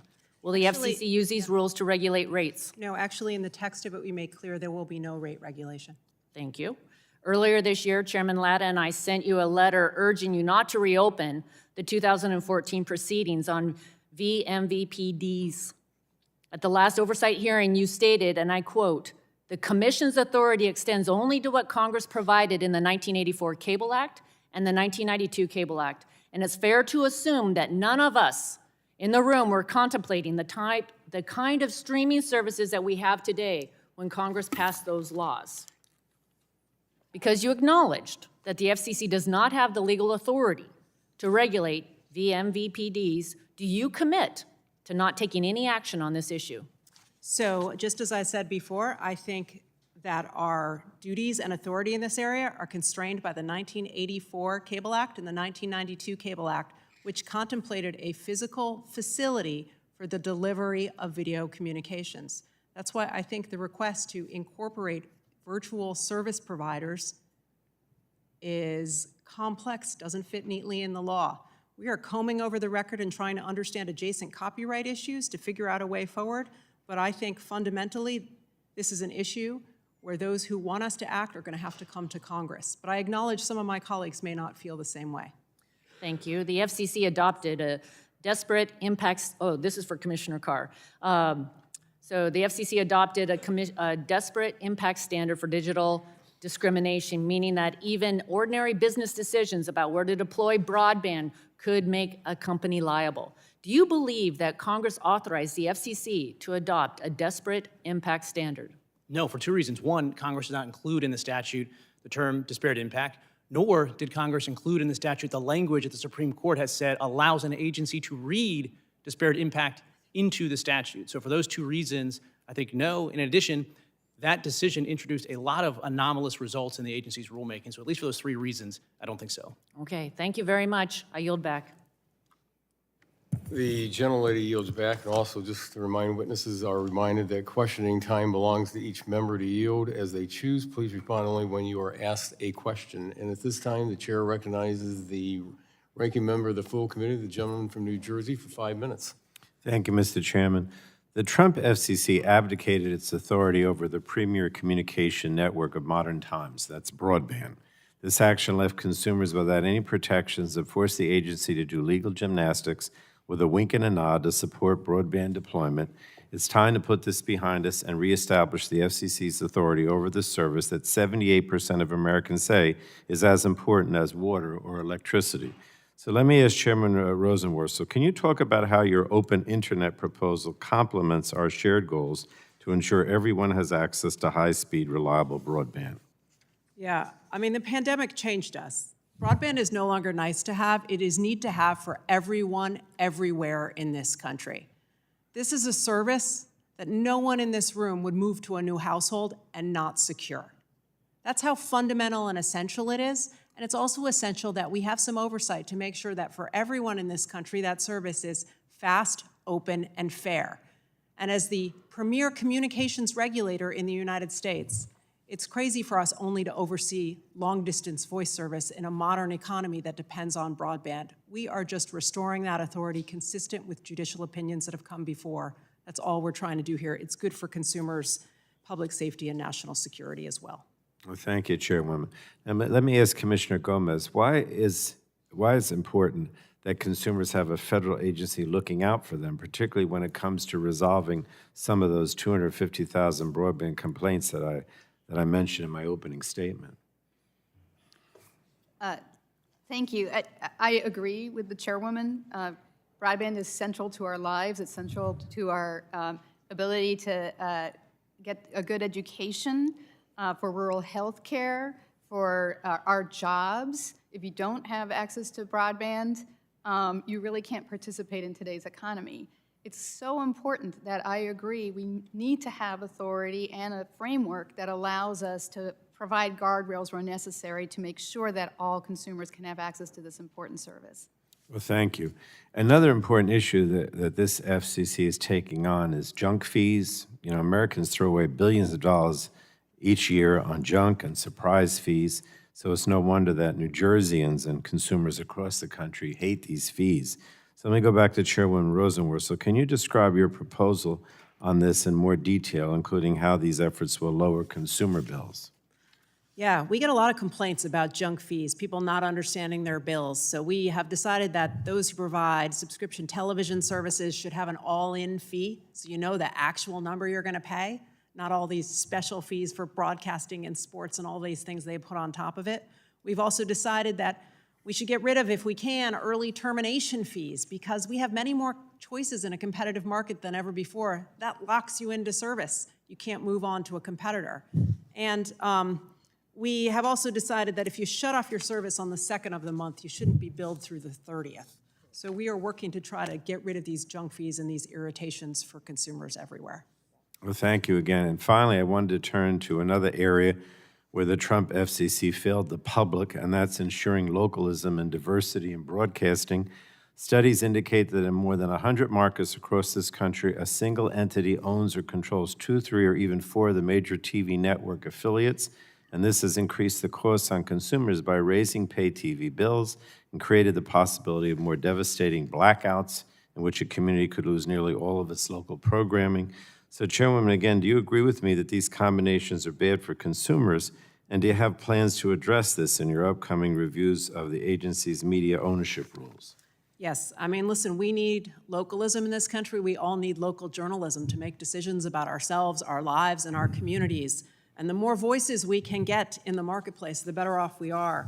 One thing I'm very proud that I have put before my colleagues is a local journalism initiative, whereby if a station that comes before us for a license renewal has the capacity for the local origination of content, in other words, produce local content and local journalism, we'll put them at the head of the line in all kinds of FCC license renewal processes. I think we got to find ways to prioritize the production of that local news and information and content, and that is one way that I am hoping my colleagues will agree to proceed with, so we can do so. Well, I appreciate that. You know, in New Jersey in particular, if you're in North Jersey, all you hear about is New York TV, and that, no offense to my New York neighbor here. But also, if you're in, South Jersey, you only hear about Philadelphia. And so nobody hears the local news, where we are. It's just very difficult. So I appreciate that. Thank you, Mr. Chairman. Thank you. The gentleman yields back, and the chair now recognizes the gentleman from Florida's 12th District for 5 minutes. Thank you, Mr. Chairman. I appreciate it. Commissioner Carr In the past, you have expressed concern about pole attachment delays during broadband deployment. And now that we have a historic amount of taxpayer dollars going out through a BEAD program, I want to make sure it is timely spent as intended and not frivolously wasted. As you know, I've been working on draft legislation that would create fair and defined make-ready timelines where they don't already exist. At the same time, I seek to omit any FCC rate regulation so that any concerns on additional costs can be placed on the applicant provider as opposed to the rate payers. Additionally, if a state believes that their geography or constituency are better suited with different timelines, I provide a carve-out to allow conflicting state law to prevail. I think balancing all these interests is key to creating a realistic path forward. We worked pretty hard on this. What do you think of this approach and the goal of streamlining access to poles for broadband deployment generally? Well, thanks, Congressman, for your work on this and the leadership. The ideas that you have in your bill, I think, would go a long way towards accelerating internet builds in this country. When you look at fiber in particular, sometimes it's buried, but a lot of times it's aerial and attached to utility poles, as you noted. There was a study out looking at 2022, and it showed that fiber builders fell 1 million homes short of their goal in terms of reaching new fiber. And one of the reasons cited early on was the lack of permitting reform. So we can make it easier and fairer for everybody in the process, this pole attachment process. I think it would go a long way to helping bridge the digital divide, so thanks for your work on it. Thank you so much. Again, for Commissioner Carr. As we know from many contexts, workforce shortages, supply chain snags, and permitting barriers can all lead to unwanted, unforeseen delays in various industries. As it relates to pole owners already covered under FCC timelines, have there been issues related to the ability of companies to meet the make-ready timelines, especially smaller companies? And is there any recourse from the strictness of the make-ready timelines if a pole owner cannot meet the timeline due to no fault of their own, such as supply chain issue, lack of workforce, or even natural disasters? Thank you, Congress. I'm certainly sensitive to a lot of those issues. I've worked to try to help bolster the workforce issue in particular. And we do have to find the right balance here between putting too much demands on pole owners, but on the other hand, making sure we're not slowing down broadband builds. So I'm happy to continue to work with you and your office to make sure that we've struck the right balance at the end of the day. Thank you so much. I think it makes a lot of sense. On a very different topic, Commissioner Simington, do you anticipate public safety concerns from the removal of AM radio from vehicles as expected in the coming years? Thank you very much, Congressman. I would say that there's no backup. Right now, there's no alternative to AM radio for many important types of emergency communication. And until there is, it makes sense to leave it in cars. Okay, thank you. Thank you very much. And Mr. Chair, I'll yield back the balance of my time. Thank you. The gentleman yields back, and the chair now recognizes the gentlelady from New York, 9th District, for 5 minutes. Well, thank you very much, Mr. Chairman. I thank our ranking member Matsumi for convening this hearing. And let me also thank our esteemed panelists for joining us today. In particular, I want to welcome our newest commissioner, Ana Gomez, to the dais. We are thrilled to have you aboard, and it is great to see a full commission here with us today. I'd like to start by commending Chairwoman Rosenworcel and the entire commission for their leadership and for all your hard work in these difficult times. Even while down a commissioner, this FCC has done such fantastic work implementing critical rules that promote connectivity, competition, and innovation. I'm also proud of the work this committee has done and is continuing to do to facilitate enhanced access to broadband services and ensure all Americans have reliable access to the internet.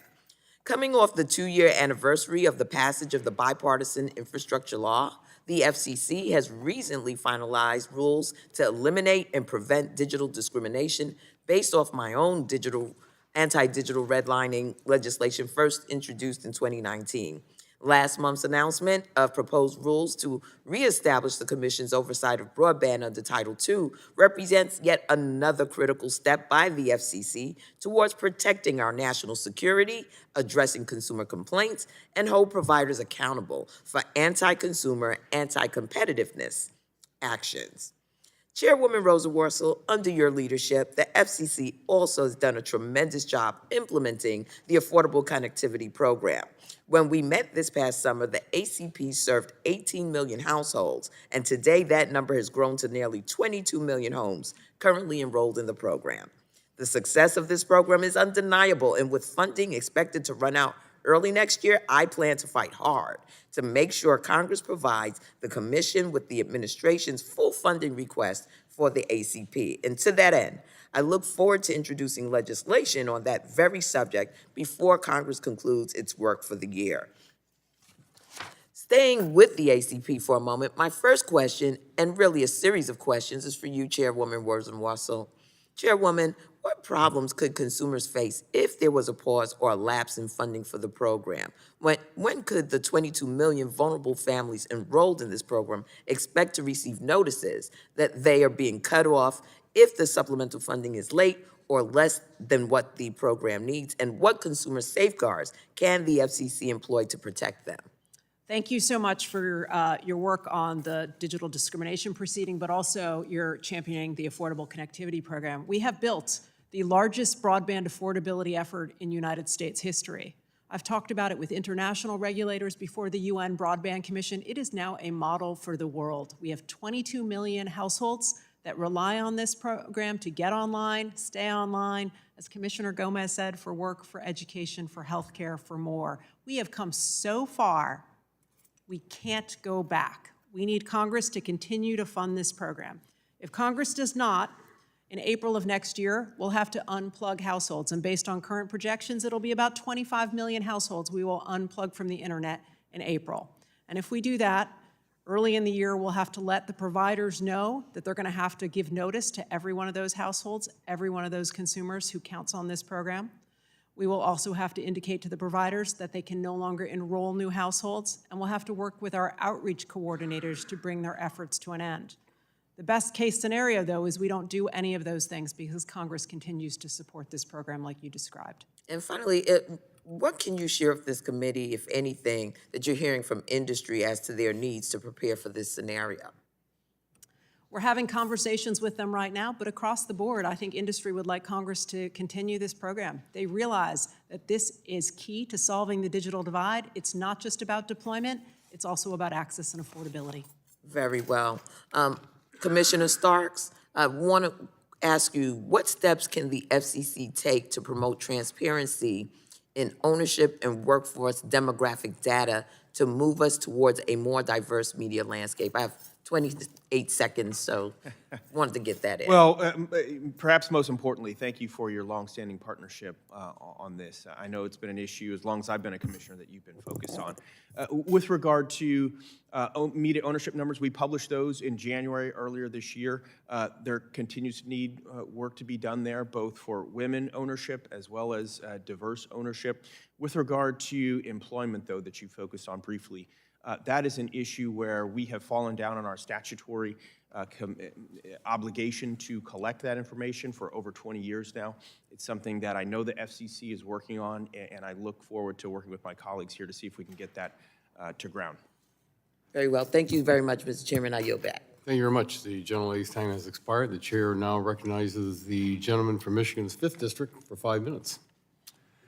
Thank you, Mr. Chairman, and thanks to the panel for being here today. We appreciate it.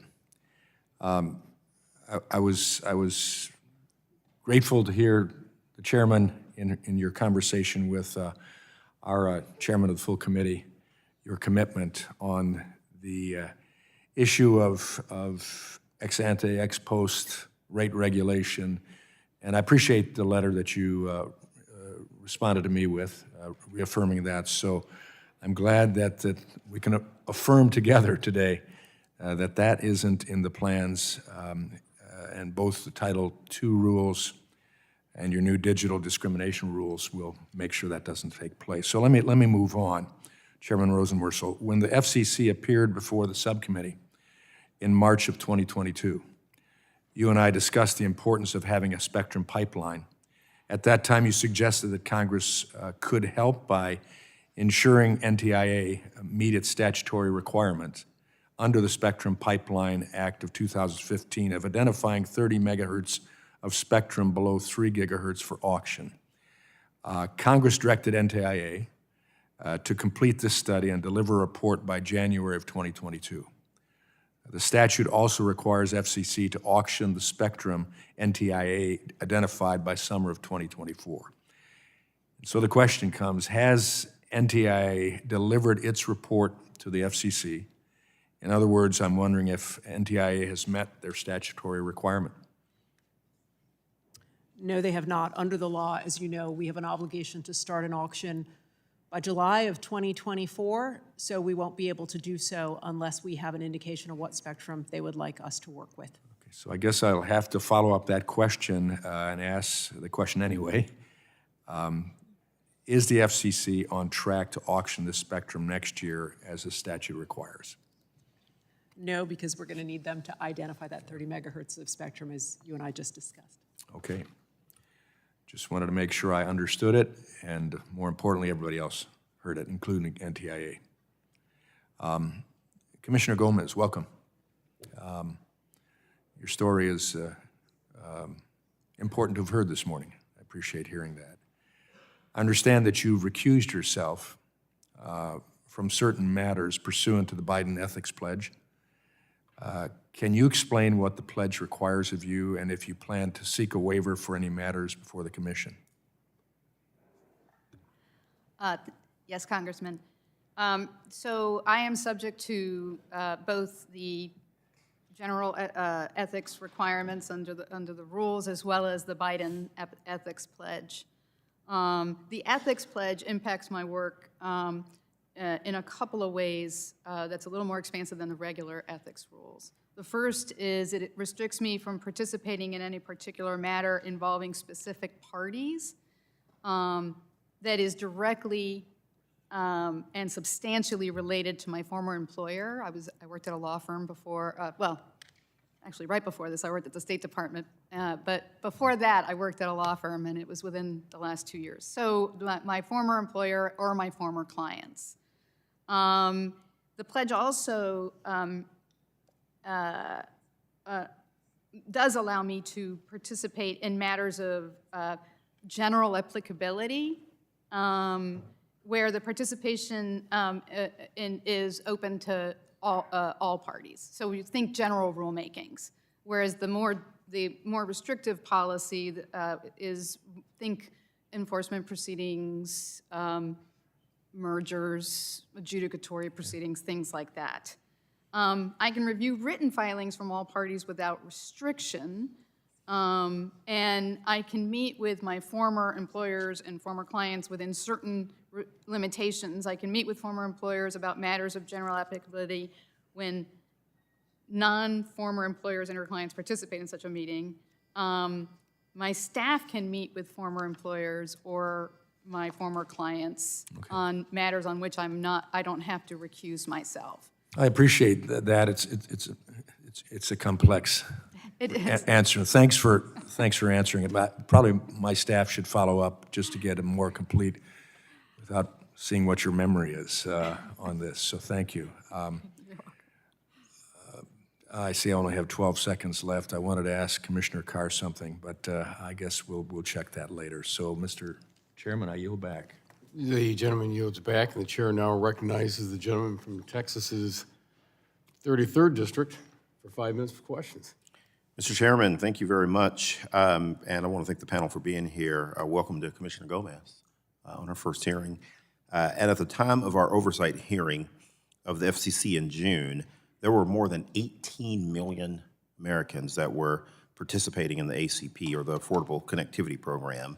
And now, thanks in part to FCC-led programs like Your Home, Your Internet Pilot Program, and the ACP Navigator Pilot Program, there are more than 22 million Americans that are enrolled in the program, which I think is really awesome.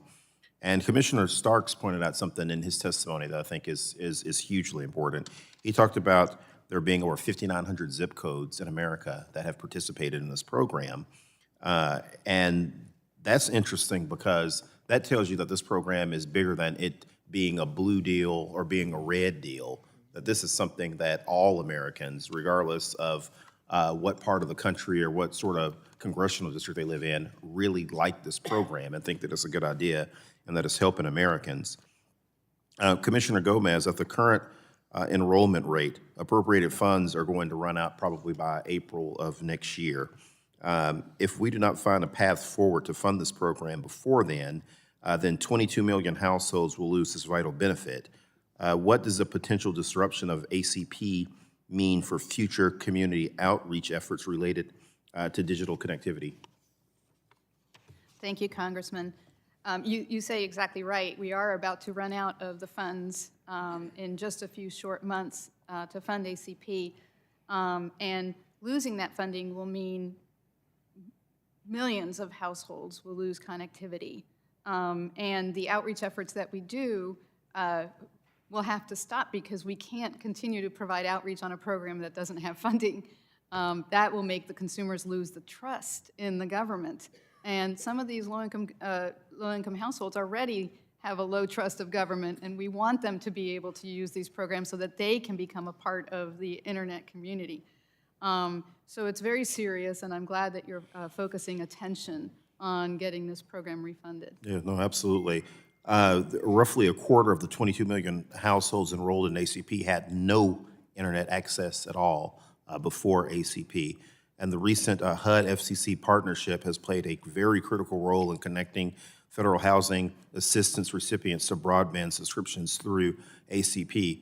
Commissioner Starks, I want to go back to your testimony a little bit and ask you, what steps can Congress or the FCC take to ensure that these families that are both, again, from very blue districts and very red districts, obviously by the multitude of zip codes that you talked about, what can Congress or FCC do to make sure that these families continue to build their foundational digital competency, even if the ACP runs out?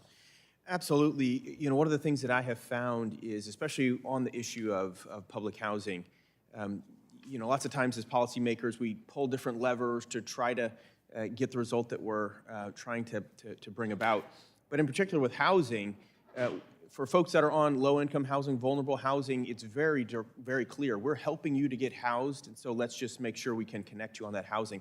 But again, the same issues that very much are wrapped up with these vulnerable households, these are not households where you can just knock once and hope that they sign up for the program. You have to repeatedly engage the community, engage trust. There are language barriers. All of this has really made sure that this opportunity for folks that do say yes, it's essential that we keep them connected. Yeah, no, absolutely. Chairwoman Rosenworcel, the FCC has made it clear in its report on the future of the USF that the Commission and Congress should continue to build upon the investments under the bipartisan infrastructure law to help the country reach universal deployment, affordability, adoption, availability, and equitable access to broadband.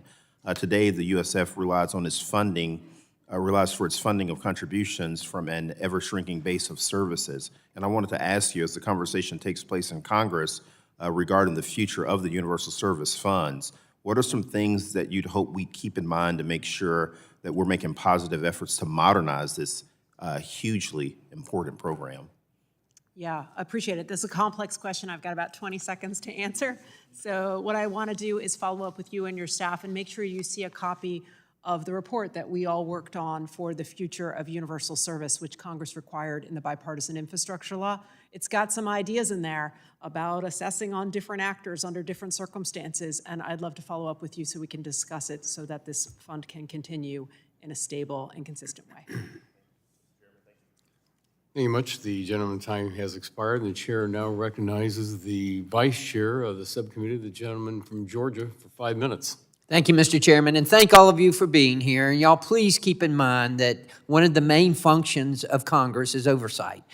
And this is what we're here for, not to be confrontational, but just for oversight, because we need to be educated. We're going to differ on policy issues. I differ on digital discrimination, and it's not going to change probably. But I want to be educated. I don't want to be confrontational. I just want answers to some questions.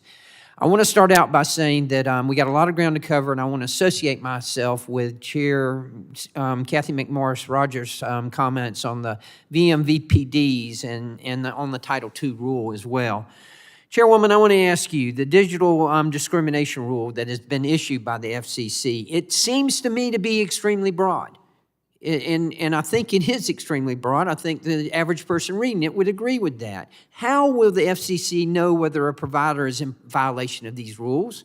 Will providers be asked to, or be required to ask customers about their race, their income, other characteristics like this? How are you going to implement this? Well, thank you for the question, and I appreciate that you and I have talked about these issues before and can keep on talking about them. But I would say that the law that Congress passed is very broad, but it is structured around a complaint process. The FCC chose to not have formal complaints, only informal complaints, to try to facilitate an understanding if there are problems. We also made clear that there can be no third-party rights of action. So we are inviting a conversation with the agency about where any complaint. Well, let me ask you this then. Let me ask you this, because I get this so often being a member of Congress, is that the law that you passed was extremely broad, and the way that you interpret it, or the way agencies interpret it, not just the FCC, but many agencies. How can we make it better for you? How can we make it to where it's not as broad as it is? Okay, well, I think that we should assess this law at the 1-year mark. I think we should all come back and say, did we do what we intended to do? Is it preventing and eliminating digital discrimination? Is it challenging for people to find complaints? Are we resolving problems, yes or no? I actually think on a bipartisan basis. All right, well, let me ask you this. And part of my question was this. Will providers be required to ask customers about their race, their income, and other characteristics like this, yes or no? Providers are have to abide by the law. They can also seek advisory opinions. Is that a yes or no? Yes, they will have to ask about their race and their income? The answer is no, but they can seek advisory opinions from us if they have any concerns. Okay, let me ask you this. The digital discrimination rules apply to local governments, as you know. Having been a mayor at one point in another life, I'm very sensitive to this. If a local government doesn't approve a permit to deploy broadband to a particular area, would that be a violation of FCC's digital discrimination rules? I think that would be a violation of Section 253 of the Communications Act, which puts restrictions on local governments from having more. Okay, how will you make that determination? You say, I think it would be. Well, I'd like to go back and double check with the statute, but I think the primary law that governs the situation you're describing is Section 253 to the extent it's a telecommunications service, and to the extent that it is a wireless facility, it would be Section 332 of the law. Okay, fine. They're Okay. already in the law on that fact. All right, thank you. Commissioner Carr, you've visited my district before. I appreciate you very much and your attention. The FCC Inspector General has issued a number of alerts of fraud within ACP. These cases have involved agents of companies fraudulently enrolling people in the program. I understand that the individual sales agents have been kicked out of the program, but what consequences do the providers face? Do they face any consequences at all for fraudulent enrollments? Yeah, one reform that I pushed for was debarment. If we see, a sufficient pattern or level of violation, we shouldn't just fine entities. We should be kicking them out of these programs. Absolutely. altogether. Thank you for that. What other reforms? Anything else that you would have us consider that would protect against waste, fraud, and abuse? One idea put forward is having the FCC formally, we do this sometimes informally, but formally and every time, consult with the Inspector General and get their list of reforms they want, put them in our document. If we disagree for some reason, we can say it, but we should formalize the process of getting the Inspector General's views on the front end. You know, it's interesting, and Chairwoman, I heard you mention earlier that you have to send it to the DOJ. I dealt with an agency yesterday, a separate issue, but the same thing. They have to send it to the DOJ. You know, I want to give you authority that you need, but at the same time, I don't want to be calling these agencies here and I'm saying, well, we sent it to DOJ.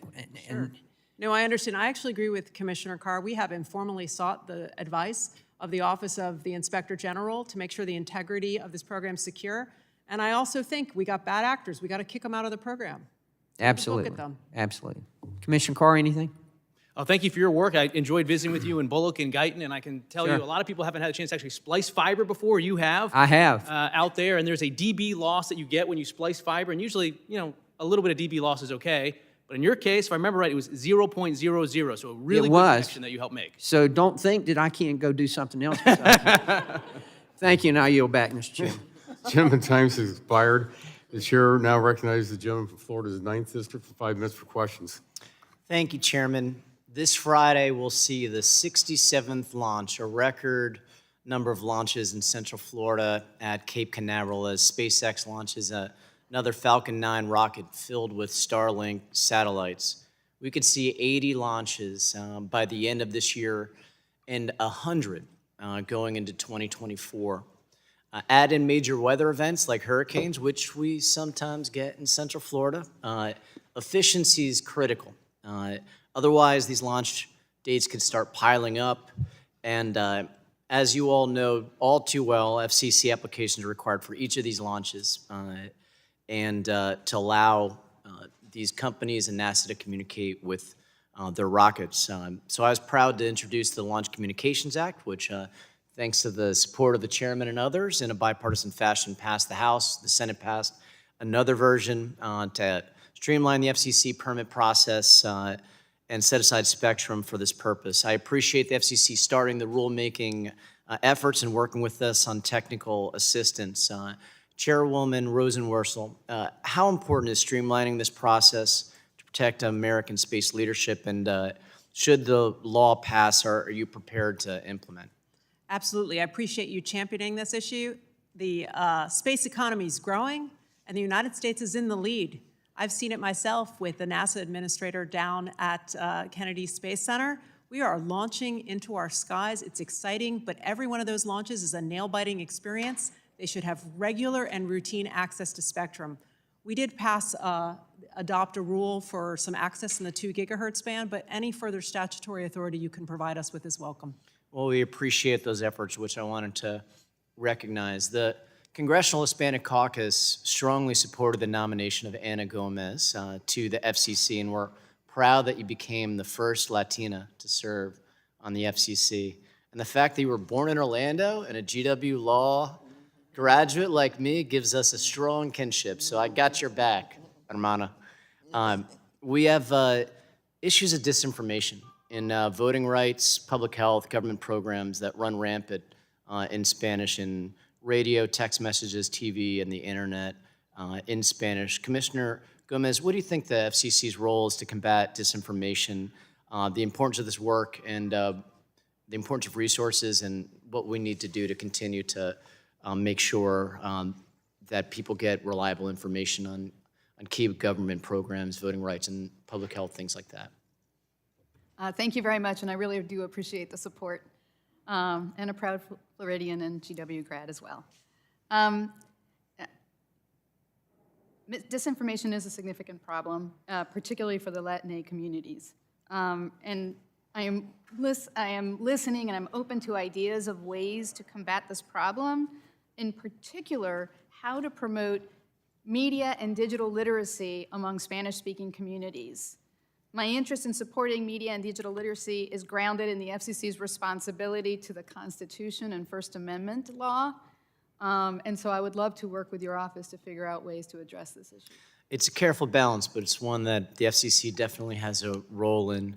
Commissioner Starks, I appreciate your championship of the ACP. We have 76,000 households in Florida's 9th Congressional District. A lot of my colleagues have already talked about this today, so I did want to pivot to your interest in securing our networks, which when you look at solar winds back in the day where the federal government got hacked under the Trump administration, and we had the solar, the Colonial Pipeline incident more recently, securing our nation's networks are absolutely critical. And I know the chairwoman mentioned a $3 billion shortfall. It'd be great to hear your concerns about that, elaborate on rip and replace to make sure we have trustworthy equipment and the cyber trust mark rulemaking that you're undertaking. Well, absolutely. Thank you so much for the question. On this in particular, there is such a shortfall. We need to make sure that we're funding these folks. A lot of these rural networks are already operating on a very thin budget. And for them to take 40 cents on the dollar is very problematic. Even more problematic would be if they don't actually execute on the rip and replace that we're requiring them to do. This is national security at issue. And this is a number of these we've also seen around military bases. There are myriad numbers of issues here why this is absolutely mission critical. Well, we need to help dig deep to get you that funding so that you all can do this amazing bipartisan work. The last thing I'll say is AM radio, very important during hurricanes in Florida. I've literally gotten in my car to get information because everything else went down. So very important to keep access to AM radio for Floridians and across the nation. And with that, I yield back. The chairman's time has expired, and the chair now recognizes the gentleman from Pennsylvania's 13th District for 5 minutes for questions. Thank you, Chairman Latta and Ranking Member Matsui, for bringing together this hearing, and to our FCC commissioners for giving time to be here. We must ensure the FCC is working hand in hand with Congress to prioritize the right policies that will continue to spur innovation in the telecommunications industry, not ones that could prove to be detrimental. Chairwoman Rosenworcel, as you might know, I've introduced the 5G SALE Act, which would give the FCC authority to process the applications that have been pending for over a year, that were submitted after the 2.5 gigahertz auction. An identical bill has already passed the Senate. I was pleased to see that you, Chairwoman, recently wrote to several of my colleagues that these bills will give the FCC the authority to issue the remaining 2.5 gigahertz licenses. I'm hopeful that the 5G SALE Act will pass the House and become law very shortly. When it does, can you commit to devoting the resources and time necessary to process the applications expeditiously? Absolutely. I want to thank you for your work on this bill. The licensees deserve to get access to that spectrum. You're going to hopefully expedite the day when they do have it. And thank you. My hope is that we can work with our colleagues in the Senate to restore the FCC's General Spectrum Auction Authority to maintain the U.S. wireless leadership. The NTIA recently released a national spectrum strategy directing the study of 2,700 megahertz of spectrum for potential repurposing. Chairwoman, you have said that over 20 million households will lose access to broadband if we do not fund ACP. Do you know how many of these households paid for broadband prior to the ACP program? I want to be clear that the ACP program, as written by Congress, does not ask providers to ask that question of them. So Don't you any think data we that's an have is important piece speculative. of information before we assume that 20 million households will lose that? Don't you think that we have an obligation to assess how many individual households will be assessed before we use those numbers? Let me follow up and say that we have asked the Universal Service Administrative Company to do some surveys on it. It's about 20 or 22% didn't previously have it, but we do have some problems identifying how to determine that with carriers. And also we have people who set up new households who are eligible for this program, like with Pell Grants, so that the numbers in this environment fluctuate a lot. But those numbers are incredibly important. I think if we're using that 20 million number and you've just elicited that it might be 20 or 22% less, I think it's important that we have the capability to understand the impact of how that process will continue, the financial impact and the personal impact. I thank you for bringing that, and I look forward for the clarification so that we can assess more clearly how many actual households will be impacted by this. Additionally, I would like to ask what role the FCC played in the development of NTIA's national spectrum strategy. I am in regular contact with NTIA. As you might know, we signed a new memorandum of understanding with NTIA. The FCC had not updated that in 20 years. And as a result, we've been brought into those discussions repeatedly. Did they follow your recommendations? A lot of these conversations were back and forth. I would like everyone to move faster, have a bigger pipeline in general, because I think that our commercial spectrum activity plays a really big role in our wireless leadership. But we do have we do have identified bands now that we want to study for future commercial activity. That's a start. We could definitely use the return of our spectrum authority and pressure from this Congress to keep at it as we study those bands. Commissioner Carr, were you part of this coordination? And if not, what changes would you have proposed to be included in these strategies? I was not part of it, and I think there's one fundamental change I would have made, which I would have had the spectrum plan actually free up more than 0 megahertz of spectrum. For my part, I put out an actual spectrum plan in March of 2021 that identified specific frequency bands and amount of megahertz within those bands and dates certain by which the FCC should auction it or otherwise make it available. That's a spectrum plan, and that is what is entirely missing from the administration's national spectrum strategy. Thank you. Chairwoman, the FCC has proposed opening the upper 12 gigahertz band for commercial wireless use. However, that band was not included in the national spectrum strategy that was rolled out a few weeks ago. What's the status of that proceeding? No problem. We made sure it was not included in the strategy so that no one would continue to study it. And so if Congress restored our auction authority, we'd be able to proceed to auction on that reasonably quickly. Thank you all, commissioners and chairwoman, for being present here today. Mr. Chairman, I yield. Thank you. The gentleman's time has expired, and the chair, before he recognizes the gentlelady from California's 16th District, I just want to say publicly here at the subcommittee that with your announcement of your pending retirement, but we're going to have you still for 13 more months, we're going to miss you. And you've been a joy to work with through all these years that I've been on this committee, so thank you very much for your service to this subcommittee, and recognize you for 5 minutes. Well, thank you, Mr. Chairman. It's very generous of you, and I feel the same way. I've been on this committee since my second term in Congress, so when I exit at the end of next year, I will have served 30 years on this subcommittee, and it's been a joy. And the reason I say that is because I've seen such progress that the United States of America has made in the area of telecommunications, the internet, so much. And now we're at the advent of AI. To the commissioners, it's wonderful to see you. It's always special when the full commission comes to testify, so welcome. And to the newest commissioner, she is the first and only Armenian Latina to serve as a commissioner. So we're very proud that you've joined the commission, and grateful for the experience that you've had and that you're going to apply. To the chairwoman, when you made your opening statement, you listed 12 issues that the commission is working on. Bravo to you and the entire commission. It really is a spectacular honor roll of issues that need to be addressed.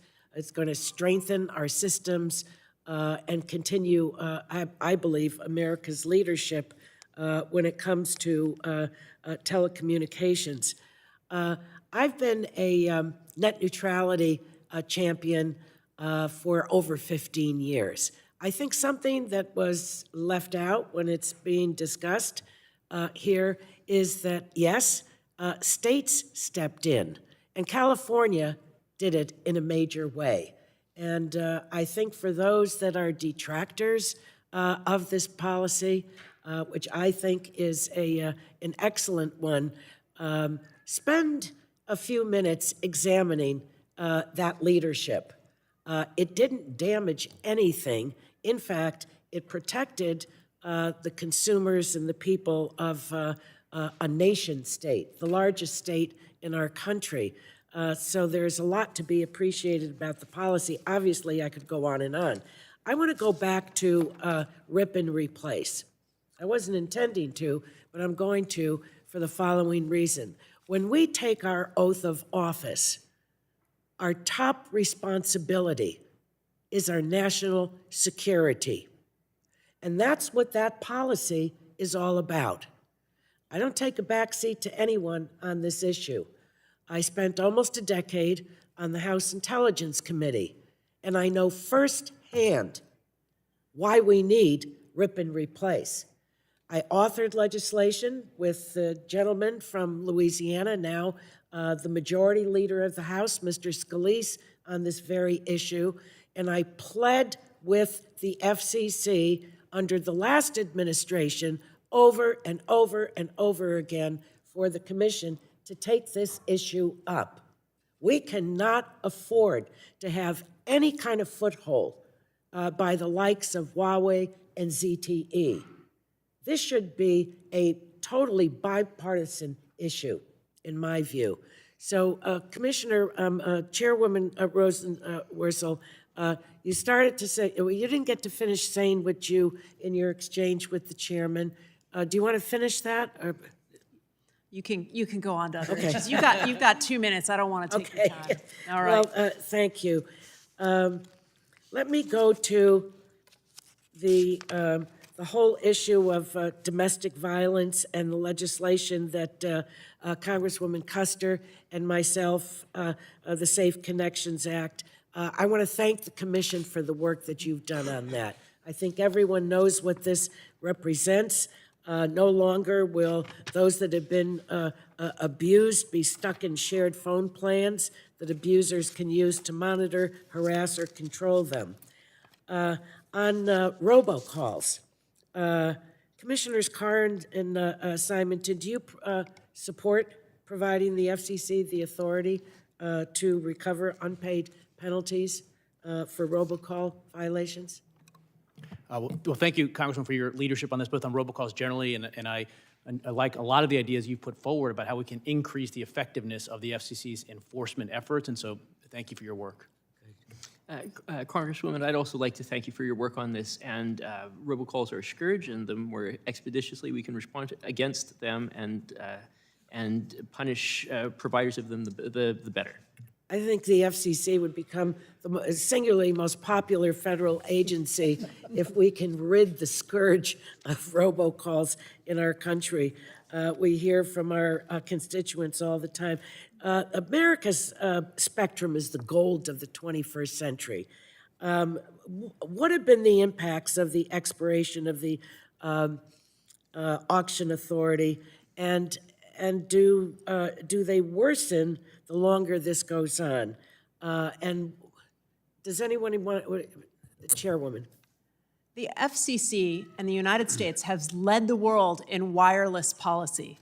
We have put more airwaves out there for innovators to build and make services accessible. We've had this authority for 30 years. We've raised $233 billion for the U.S. government doing it. It's a tremendous tool. It's expired as of March 9th of this year. We shouldn't go a day longer without having this tool. It is something we use for our wireless leadership domestically and globally. Well, I've exceeded my time, and I'll submit more questions to each one of you. But thank you for your really important service and work. I hope the next time you come that 12 out of 12 are done. With that, I'll yield back, Mr. Chairman. Thank you. Thank The you. gentlelady's time has expired, and the chair now recognizes the gentleman from Florida's 2nd District for 5 minutes for questions. Thank you very much, Mr. Chairman. I said earlier this year before this subcommittee that we need a path forward for American commercial enterprises to compete with China's rapid technological development. As we all know, China's digital Silk Road and Huawei are quickly acquiring the building blocks for 5G and digital dominance. And if China wins the 5G competition, develops software that rides on top of the next generation networks, I worry that the Chinese Communist Party will use that technology against us in all sectors: energy, health, transportation, everything. This is the risk we take if we don't make more spectrum resources available for commercial use in the United States, and immediately. Every person in this room should be concerned about what that means for our national security and the economic success of generations of Americans to come. Commissioner Carr, a number of countries, both allies and adversaries, are making substantially more mid-band spectrum available for commercial licensed use in the United States. Is it even possible for the United States to achieve global 5G leadership if we lack hundreds of megahertz of mid-band spectrum compared to other countries? It's not. Our spectrum leadership is part and parcel of our geopolitical leadership, and right now we rank 13 out of 15 leading markets when it comes to licensed midband. And you look at China in particular, we're over 700 megahertz behind. And this is why I was so disappointed by the administration's spectrum strategy, because it provides no path to closing that gap, and that's a big problem. Thank you very much. Commissioner Simington, I share your concern about the sweeping and unprecedented nature of the new digital discrimination rules. In particular, they include entities that aren't even engaged in the provision of broadband services like tower companies and contractors. Rather than helping close the digital divide, I fear that these efforts will encourage litigation over deployment. And while American lawyers sit in court litigating over a fairness doctrine, China will continue to deploy rapidly. Commissioner Simington, do you agree with my dismal assessment? I do, Congressman, absolutely. I would note that China is a country that's famously known for having no net neutrality and that practices all kinds of digital discrimination, and yet that doesn't seem to be inhibiting their economic growth.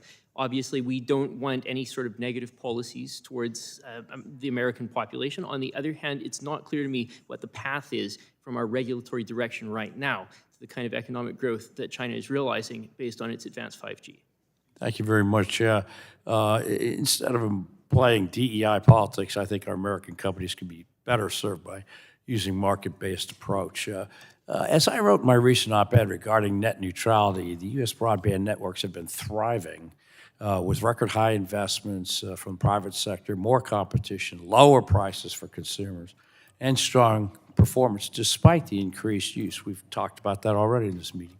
Importantly, during this time, great strides have also been made in closing the digital divide to ensure that everyone across the United States has access to reliable, high-speed internet. This is all thanks to a light-touch regulatory framework that was put in place during our last administration. Commissioner Carr, what do you say to the premise that is made by some that the current status of the internet is just inherently unfair and needs more government regulation? Again, when we repealed the Title II approach in 2017, there were all sorts of predictions about the end of the internet, a slowdown of the internet, and what happened is quite the opposite. On the mobile side, speeds are up 6-fold. On the fixed side, it's 3.5. Broadband builders put in 400,000 miles of fiber in 2022 alone. That's a 50% increase in 2016. I want to make one important point. People say the internet is so valuable, we need to regulate it like utility, and there's just a little problem with that. I understand the argument of how valuable the internet is. That's why I'm in this job. But look at the regulations that have applied to utility infrastructure and the results that it's produced. The American Society of Civil Engineers gives the U.S. report card for all of our utility infrastructure, and it's not very good. If you look at drinking water, it gets a C-. And they say a water main breaks in this country every 2 minutes. Bridges, over 46,000 of them are structurally deficient. Pricing has increased 2-fold for utility-regulated services compared to internet. Is there anybody in this room that can look at America's crumbling roads and bridges and say, that's the future that we need for America's broadband infrastructure? I don't think so. Well, thank you very much for that insight. I agree. I just had to spend $6,000 in putting a water system in my private home, so I wish you'd been there earlier. Mr. Chairman, thank you. I yield back. The gentleman yields back is 1 second, and the chair now recognizes the gentlelady from Michigan's 6th District for 5 minutes for questions. Thank you, Mr. Chair.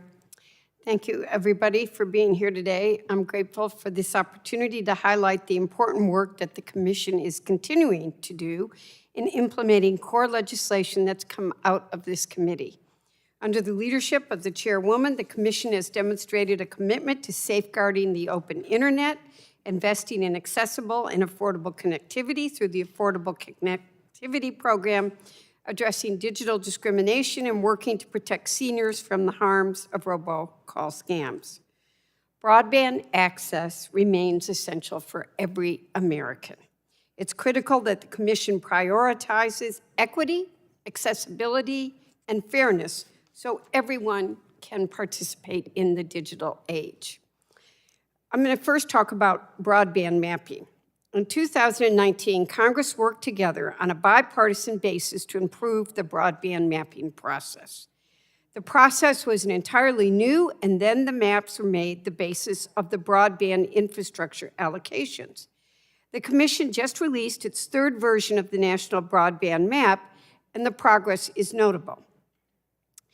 Chair Rosenworcel, can you elaborate on why continued funding for the maps is important?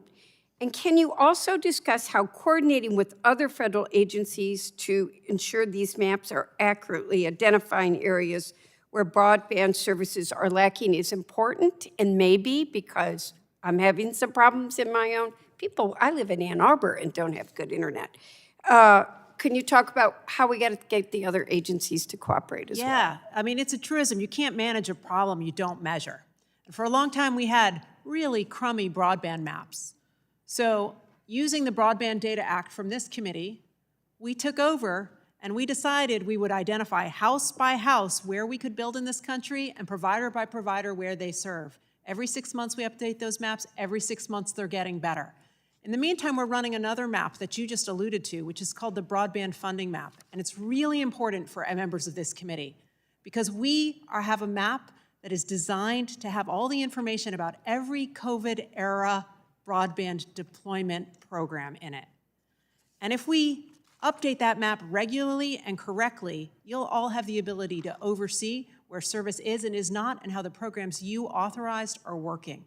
So on a going forward basis, I would love to continue to talk to you and this committee about how you can make sure all the other parts of the government with broadband programs from the Treasury Department to the Agriculture Department to the Commerce Department report back to us so that broadband funding map is kept fully up to date. Thank you. We're going to run out of time, so I want to talk about the ACP for a minute because I'm worried about it because it really matters. If we are going to have equality in that, I'm going to go to Commissioner Starks. How dire is it that we extend the ACP? What will either an extension or not extending it, a lapse in it, mean for families across the country? Yes, I think it's extremely vital. In particular, Congresswoman, and thank you for your passion here and your work here. I was at a town hall in the Denver Housing Authority there, where I literally was talking to probably 200 folks that live there in that Denver housing. And they consistently were asking and pressing me. This was right when we were converting EBB, which is a $3 billion program, to ACP, which is a $14 billion program. And what I was able to tell them was that it is a much more permanent program, a longer, bigger fund that we're going to be able to sustain with. And so I do very much worry about the 22 million households that we have if we're going to have to figure out a way to sunset this program. We're not living in an equitable world when they don't have it. I have so many questions, but I'm going to go to one that's really bothering me right now, which is robocalls. Been working with my Attorney General on a lot of fraud that seniors are having. Chairwoman Rosenworcel, can you discuss how the Commission plans to address the robocalls and robotests and help hold these scammers accountable? And what should we be doing legislatively? I'd like to work with you legislatively. Okay, I'm going to try to go really quickly. I know. Technology, we're putting new technology in stir, shake, and authentication. That's when you get a phone call and it says spam risk. That's work we're doing. Second, we are enforcing like never before. We send cease and desist letters to providers and basically say nobody else should take their calls. We're blocking traffic like we never have before. I've got 40 states' attorneys general working with us on this. We've never had those partnerships before, but we need 3 things from you. We need to update the definition of auto dialer. The Supreme Court issued a decision the year before last that narrowed it. Lots of scam artists can get around our laws as a result. We need to be able to go to court. So we take all these fines and we actually start collecting them. And then we need to get access to Bank Secrecy Act information because these scam artists set up one company, we shut them down, they go up and set another one up, and we've got to figure out how to stop that. Thank you, Madam Chairwoman. And Mr. Chairman, I'd like to work with you on that. Now yield back. Thank you. The gentlelady's time has expired, and the chair now recognizes the gentleman from Texas's 14th District for 5 minutes. Thank you, Mr. Chairman. I'm glad to hear her say Spam Risk is a company. I thought that was some guy who kept calling me over and over again. Man. Commissioner Carr, the last Republican FCC, did a lot to streamline the broadband permitting process. Fortunately, this FCC has not been quite so active. I know it can do more. In your opinion, what are the other initiatives the FCC should take to further streamline the permitting process itself? There's always 2 things we have to do, which is get more spectrum out there and modernize permitting infrastructure reform, and that's what you're asking about. One, we need to take the reforms that we did in the last administration, which applied mainly to small cells, we need to carry them over to wired infrastructure. We can and should be doing that. Federal lands continues to be an impediment. That's a little bit less of what we do directly and to some extent what Congress and other agencies do. But one idea I put out there is that we should stand up a federal lands desk at the FCC to help coordinate and help solve issues when broadband builders are getting stuck in red tape in other agencies. There's pole attachment reforms that we can do, and probably most importantly, there is the American Broadband Deployment Act that this committee's been working on, that Congressman Carter has, that passing that bill, which includes about 26 or 27 separate ideas, would go a long way to start streamlining infrastructure builds in this country. If you were king for a day, which one of those would you attack first? Well, I think the single most important thing would be passing the American Broadband Deployment Act, because in that contains a lot of these other reform ideas. Okay. Chairwoman, pronounce your last name for me. It's Rosenworcel. Rosenworcel. I figured that, but it looked too easy. I know, it's long, it can intimidate a little, right? Yeah. So have you had that name long? We won't go there. So why do you think these steps haven't been taken that he's describing? Well, he just had a lot there. We actually have reached out to the Bureau of Land Management and tried to have discussions about our enhanced ACAM program for rural carriers to make sure that they don't face impediments when they try to build on or through federal lands. I think those are conversations we should continue. But I do think the biggest problem that I hear about is on federal lands. Look, at the FCC, we have all kind of deadlines for municipalities and states to get back to you in 60 days, 90 days, and 150 days. But on federal lands, those deadlines are 270 days. And I would just say that I don't think we should be asking states and municipalities to get back faster to us than the federal government. There's a mismatch there that we should be addressing. And I also think in the 2012 law, known as the Middle Class Tax Relief and Job Creation Act, Congress and probably this committee helped set up a form called Form 299. So every federal actor who might be the subject of some deployment interest by a communications carrier, they got to go file that form. So let me They're not always using it, to the best of my knowledge. Let me understand real quick what you're saying. In the BLM, there's bureaucrats, and that can present a problem. But there's no bureaucrats in the FCC. Look, I read 12 different things we're doing right at the start. We are moving at I'm just asking the questions. Yeah, no. Yeah. But what I think is important is that we figure out a way that that form 299 gets used by everyone everywhere, and we streamline access to federal lands. Well, let me go back to some of these acronyms. One of my questions was, there's a lot of money spent on rural broadband. We've been talking about. We have the BEAD program, the COVID broadband programs, the Reconnect, RDOF, EACAM, and the upcoming 5G fund, just to name a few. Yes. By the time all of these are done, are you thinking that everything's going to be hunky-dory, peachy keen, no more problems? Well, I'm an Those are optimist. Texas terms, by the way. I'm an optimist, so I'm going to say yes. But what I was talking to Congresswoman Dingell about a moment ago is really important. We have to build this broadband funding map that shows every single program and what they are doing. And if you could help us make sure those other agencies respond to us with data, you'll see where there's problems, duplication, areas we haven't reached, and I think that's the kind of oversight this committee Well, I can think provide. some of the things, too, that he talked about was that we should all obviously know how many households had that service before we got started, because that's a very valuable piece of information to identify how accurate the program is and how well-funded and was the money well spent. Sure, Congress did not require that when it set up the EBB or ACP programs. Congress has a Obviously, habit of change. missing a few of those things from time to time. So, with that, Mr. Chairman, I'll yield back. Thank you. The gentleman yields back the balance of his time, and the chair now recognizes the lady from Illinois' 2nd District for 5 minutes for questions. Thank you, Chair Latta and Ranking Member Matsui, for holding this important hearing. I also want to thank the commissioners for their testimony and welcome Commissioner Gomez. Having access, as we've talked about, to the internet is not a luxury, but rather a necessity in today's modern world, which is why closing the digital divide in minority, underserved, and rural communities has been one of my top priorities since coming to Congress. And we know, regardless if you live in a district that is represented by a Democrat or a Republican, the ACP has helped more than 17 million households afford their broadband connection. Chair, in my district, there are about 51,000 households that are enrollees in the ACP, which is almost a fifth of my households in my district. However, it is estimated that roughly 60,000 additional households in my district are eligible but have not yet enrolled.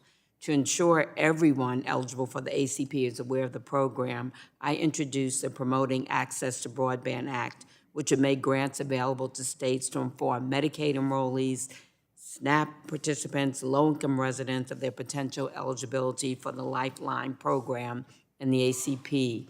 Do you have lessons learned yet from the FCC's outreach grant program? And in your opinion, would providing funding to states to engage in additional community outreach for the Lifeline program and the ACP be helpful in furthering the objectives of those two programs? Thank you for your work championing this program and understanding how important outreach is. The FCC itself has run something like 800 or 900 different events to promote this program.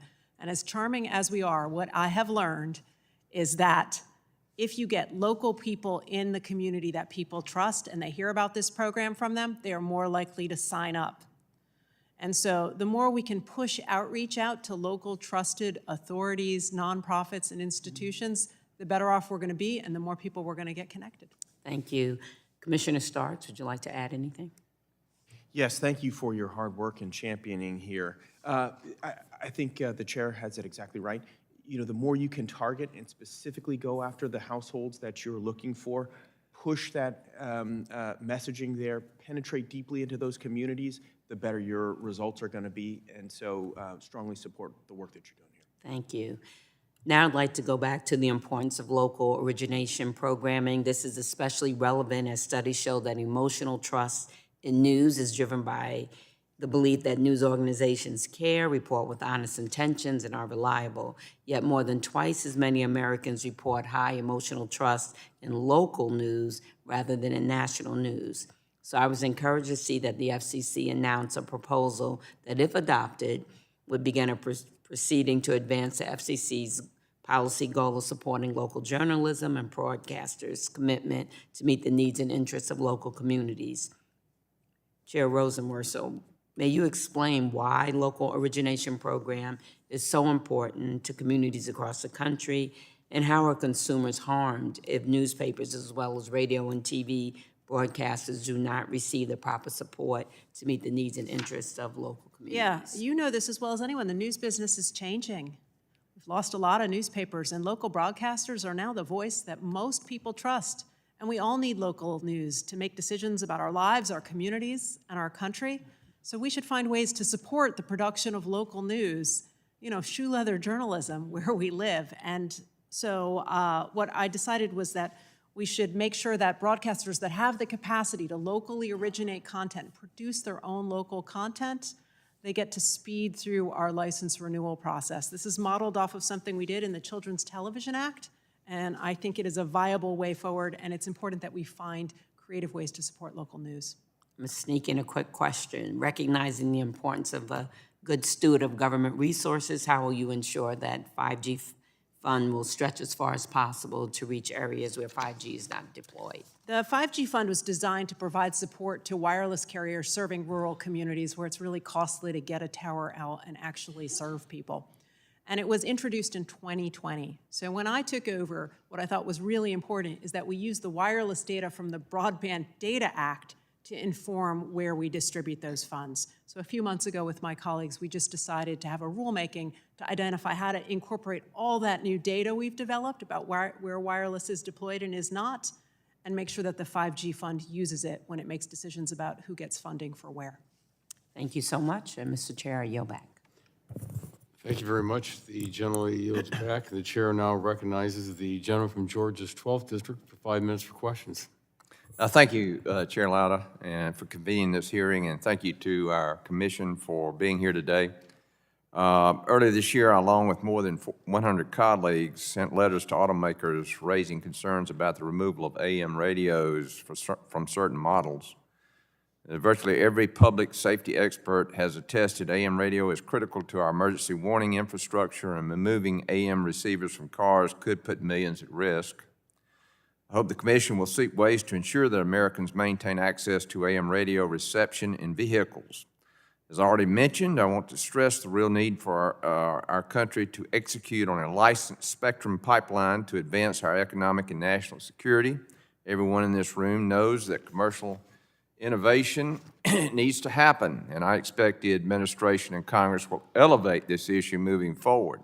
I am pleased that the FCC is refreshing the record on 5G fund, but I'm concerned that the FCC is prioritizing areas that already have access to next-generation technologies like 4G, instead of areas that have no advanced services whatsoever. In my district, there are still many areas that don't have consistent cell service. Chair Rosenworcel, why have you decided on this prioritization?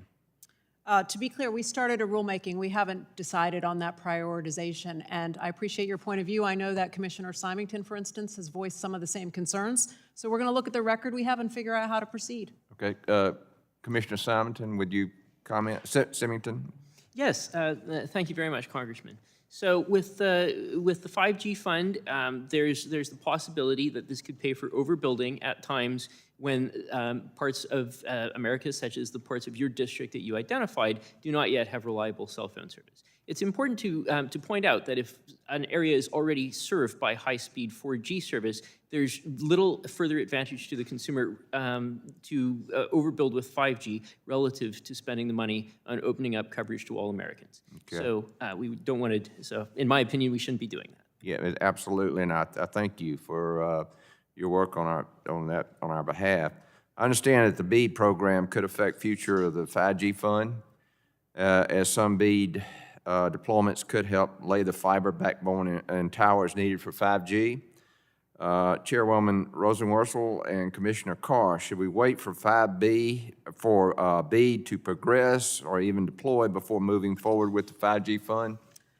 You make a very good point that wired deployments affect wireless because those fiber facilities are really important for wireless in rural areas. I think that we asked questions about this in our rulemaking, and we'd be happy to update you when we get our comments in so we can figure out how to move forward.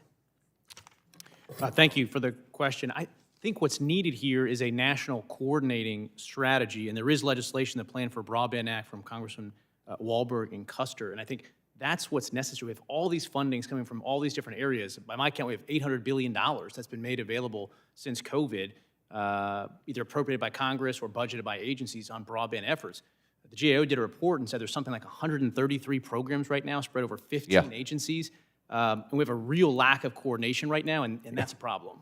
Yeah, and I think there needs to be some accountability as, how much we actually spending to deploy, broadband in rural areas, and why do we have so many of these overlapping costs? Yes. Yeah, if I could just make a pitch one more time for the help of this committee to work with us on that broadband funding map. It's a map designed to do exactly what you describe, identify which programs. That's my next question. Yes, you delay. recently released the third iteration of the new National Broadband Map, which was required by the Broadband Data Act. In your blog announcing the new map, you note that the number of unserved homes and businesses fell by 1.1 million.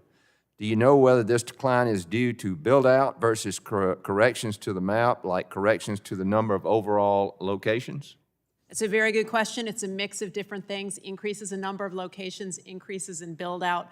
But if we get more information from our colleagues in their broadband programs and that broadband funding map, we'll be able to answer that with more detail over time. Can you talk about what you're doing to verify mobile coverage in these maps? Yes, we now have a system where we collect, based on the same data, information from all wireless carriers about where they serve. It's really important. They used to file with different models, all of them. And on top of that, we have an FCC mobile app that every one of us can download.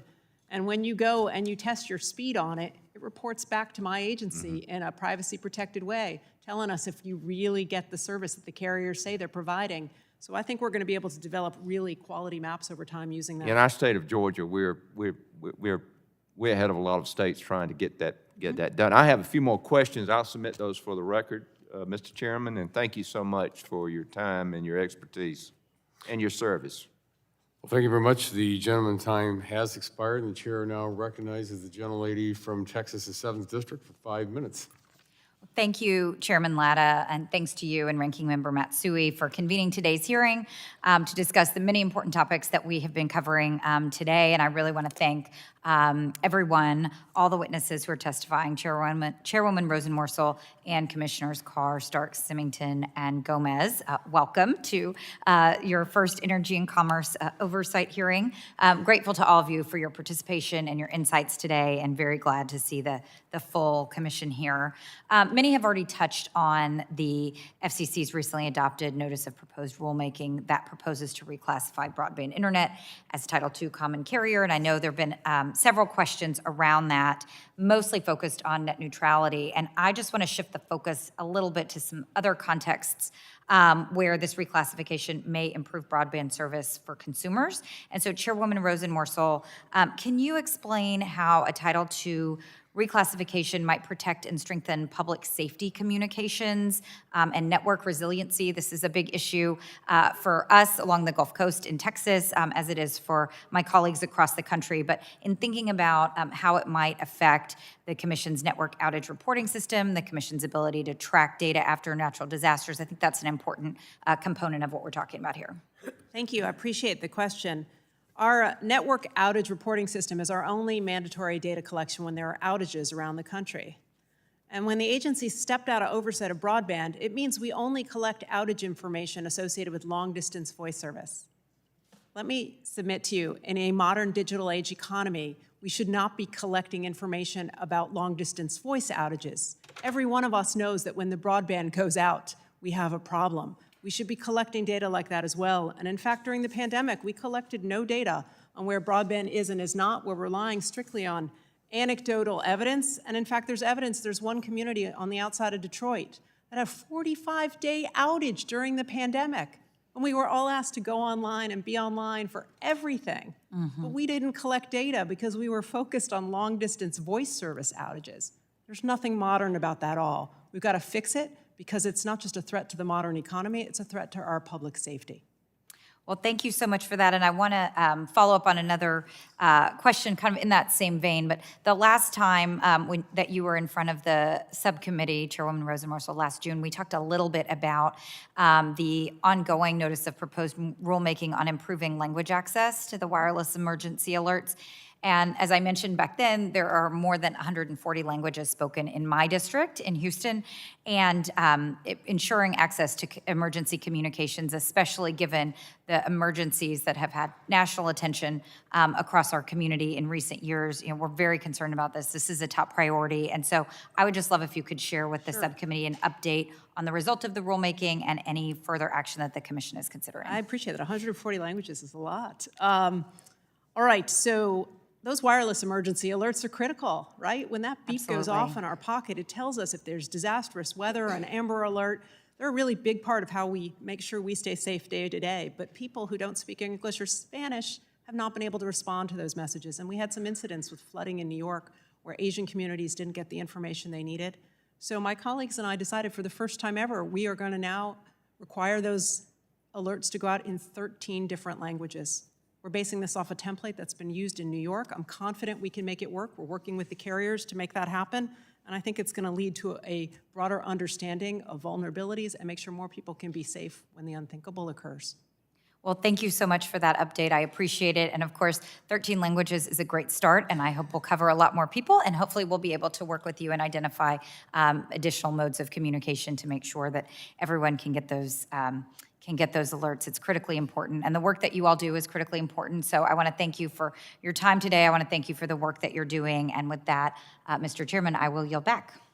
Thank you. The gentlelady yields back the balance of her time. The chair now recognizes the gentleman from Ohio's 12th District for 5 minutes. Thank you, Mr. Chairman, and thank you all. It's good to see a full panel here this afternoon. My first question is for Commissioner Carr. Under the leadership of Lieutenant Governor Husted and the Chief of Broadband Ohio, Peter Vondenberg, Ohio has become a leader in workforce development for telecommunications infrastructure. One of the ways Ohio has accomplished this is a unique collaboration with the Wireless Infrastructure Association to create Ohio's Broadband and 5G Sector Partnership, which leverages four-year universities, community colleges, and career centers throughout Ohio to provide training to aspire broadband technicians. Commissioner Carr, I know you have had many opportunities to climb towers and have developed an appreciation for the challenges employers face in finding qualified broadband professionals. Can you speak about the importance of investing in our broadband workforce and how Congress can work to promote partnerships like the one we are seeing in Ohio? Yeah, thank you, Congressman, for the question. The work that we're seeing take place in Ohio on workplace development, workforce development, is really a model for the country. And it's the same type of ideas that I've been working on with various organizations over the last couple of years, that you can take a community college and you can stand up a 9 to 12 week course and take someone with no skills and teach them the mix of climbing and classroom skills needed to land a good paying job in the tower industry just in those 9 to 12 weeks. And so I do think we need to use that as a model. I've seen it work across the country, and I think that's what we need to continue to invest in, because we need spectrum, we need infrastructure, but that third leg of the stool is workforce. Thank you very much. My next question is for Madam Chair Rosenworcel. I got to do it, force myself to do it, say I can say at least try. I'd like to discuss utility poles. We've heard pole attachments mentioned, and I didn't even know what a pole attachment was in 2012 when I got in the state legislature, and I fastly found out what they were and what it meant. Throughout Ohio and the nation, broadband deployment is grinding to a halt because of disputes over these utility poles. We've heard from stakeholders across industries. It's clear some believe it is not the business of the FCC to weigh in on this issue, while others believe that it is. While these disputes are occurring, many of my constituents continue to have no access to broadband. Quite frankly, I think we need to find solutions to this issue rather than continue to go back and forth. Chairwoman, just last week, you noticed that the Commission will be considering rules regarding polls during the December open meeting. Can you explain to me how these new rules are different than the further notice of proposed rulemaking, I like your smile, that the FCC considered during the summer of 2022? I appreciate your affection for talking about polls. It really matters, because if we want to build broadband in this country, a lot of different providers need access to those polls. We have in place one-touch make-ready rules. What we have proposed putting in place, if my colleagues vote on it in December, is an accelerated docket to resolve any disputes between utilities and new pole attachers. And we've also decided that we need to start understanding which poles are in position to be replaced anyway by the utilities, so that when a new broadband provider tries to approach them, they don't get sacked with the full cost of replacement. That being said, I want you to be aware that Section 224 of the Communications Act is the provision that governs poles. And either 23 or 24 of our states have opted out of those rules. So even if we create national policies here at the FCC, a good half of our states might be doing their own thing. We've got to figure out a way to harmonize these policies across the country a little more, because I think by harmonizing them, we'll streamline them and we'll lower the cost of access. Okay, thank you. Mr. Carr, Commissioner Carr, would you like to comment? Well, I want to thank the chair for moving forward on that item. I'll take a good look at it. I'm open to doing potentially even more. So for instance, if there's work that we can do now to take a look at putting some type of framework around large-scale requests. That's the type of effort that we need to really build broadband out in this country. So massive number of requests to gain access to poles. If there's something we can do there in the short term, that would be great. And I also think, as we talked about, if a pole is getting replaced, there's probably a role for the FCC to say that the pole owner should bear, somewhere north of the cost of $0 for that. If we can decide that now, maybe we can make even more progress in the short run. Okay. I want to run out of time, so I will submit my last question. Thank you all for being here today. Congratulations, Ms. Gomez. Well, thank you very much. The gentleman's time has expired, yields back the balance of his time. You're one of the very few that yielded back, my friend from Ohio. So at this time, the chair recognizes the gentleman from Idaho for 5 minutes for his questions. Thank you, Mr. Chairman, and to the panel, thank you for being here today and speaking with us. Question for Chairman Rosenworcel. Along with the order on digital discrimination, which was approved by the Commission in November, there is a notice of proposed rulemaking that proposes to add reporting and administrative burdens on all ISPs regardless of size or location. And that's what I want to focus on this morning. Idaho is home to many small broadband providers in rural areas. We're talking about small businesses with 20 employees or less in many cases. These rural areas are hard and costly to serve, and small providers already have to file reports on their build-out to the FCC, on the BDC process, and if they receive universal service fees, they file reports to USAC. Have you considered exempting small broadband providers from this proposed set of requirements? I appreciate the question. Yeah, we are running a rulemaking. That's exactly the kind of thing we want to learn about in our record. I want to be clear, though, the obligation to file reports was something that was intended to help the providers have a safe harbor from enforcement and action. How that applies for a small carrier versus a very big one is a complex question, and I think we got to take a look at the record, because I appreciate what you're saying, that it's a greater burden on a less resourced carrier. So just please consider that not all providers are created equal in that sense, so please consider that. Understood. Commissioner Carr, still on the topic of small rural broadband providers. They worry about being able to compete against the larger firms. Just the economies of scale is a big factor in this business. This includes getting hit with the requirements for Davis-Bacon minimum wage costs, and those requirements are in the BEAD program, by the way. Mr. Carr, do the FCC's universal service fee programs have these requirements in them? Thank you, Congressman, for the question. I've spent time in North Idaho, actually up a tower, and talked firsthand to some of these smaller providers that are doing the hard work to actually bridge the digital divide. And to your point, they're facing a regulatory onslaught right now from Washington, whether it's Title II or digital equity and universal service as well. We need to look at a way to make sure that we're not imposing an undue burden on them. So currently, do the USF programs have those requirements in them now? Sorry, requirements that recognize that Davis-Bacon, for example. There's going to be a departure from that under BEAD. So the BEAD rules that the Commerce Department is imposing have these types of labor-related regulations that do not apply in the FCC's universal service context. And so I think that is going to be a disincentive to smaller providers to participate in BEAD, because it has those requirements that don't currently exist in USF. Okay, so both the Title II proposal and the digital discrimination rules could open up the broadband industry to price controls that would undermine what I believe is fair competition and also hurt private investment. That is favorable to the larger broadband providers. Back to Mr. Carr. Could you just share your take on that? Discuss the impacts of these rules from your vantage point and how these rules impact smaller providers. Yeah, there's a lot of talk in DC about the biggest cable providers, and I get it, but the reality is there's thousands and thousands of small, in many cases mom and pop, broadband providers that are out there, and they're facing this regulatory onslaught. And it's not something that we have to predict. We've seen it.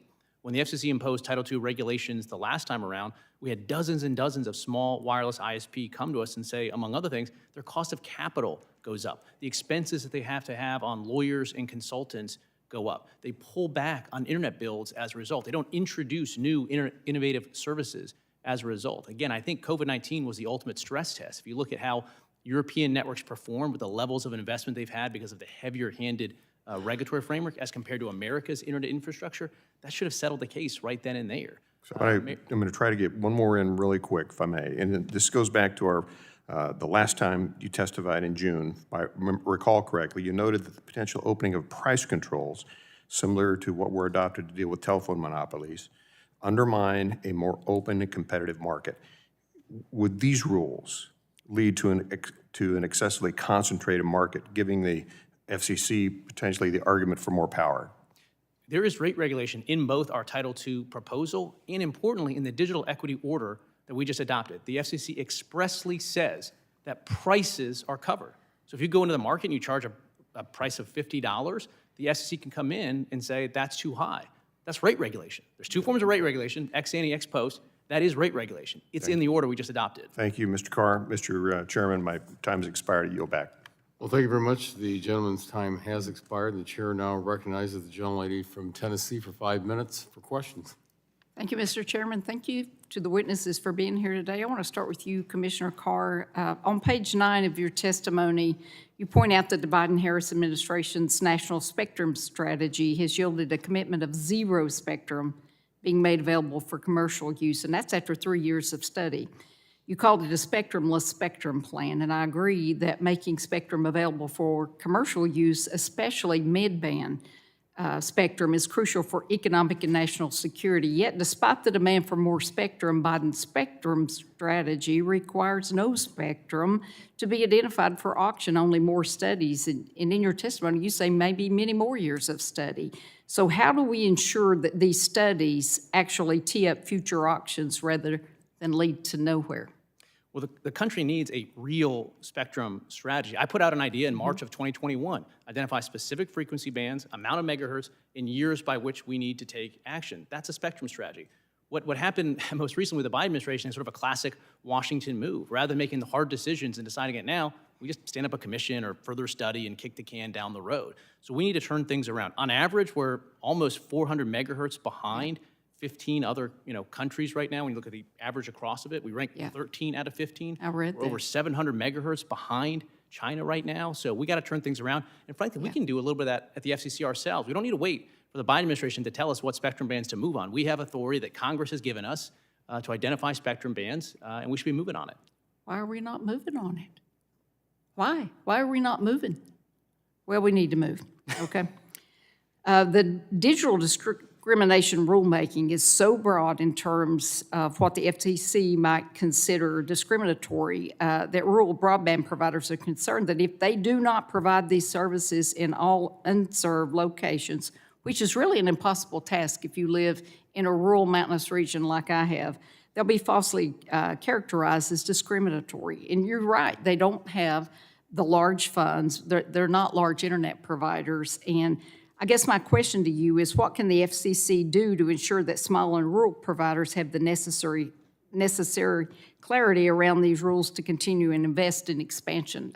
They just need clarity. Yeah, I mean, fundamentally, we need a reverse course at the FCC on that decision. I frankly think it's going to come to the courts, and I do believe the courts are going to reverse the FCC's recent decision. You're right. If you decide to build anywhere, you may be liable because you didn't build everywhere. I mean, Well, it's up to, how they determine that when you walk in. It's like any other bureaucratic agency. And look, the FCC introduced an advisory opinion process, but they also were very clear to say, we could reverse course on the advisory opinion at any point in time. So even if you get one, you can't rely on that. Yeah, exactly. Can you speak about the importance of permitting reform in both broadband and 5G build-out?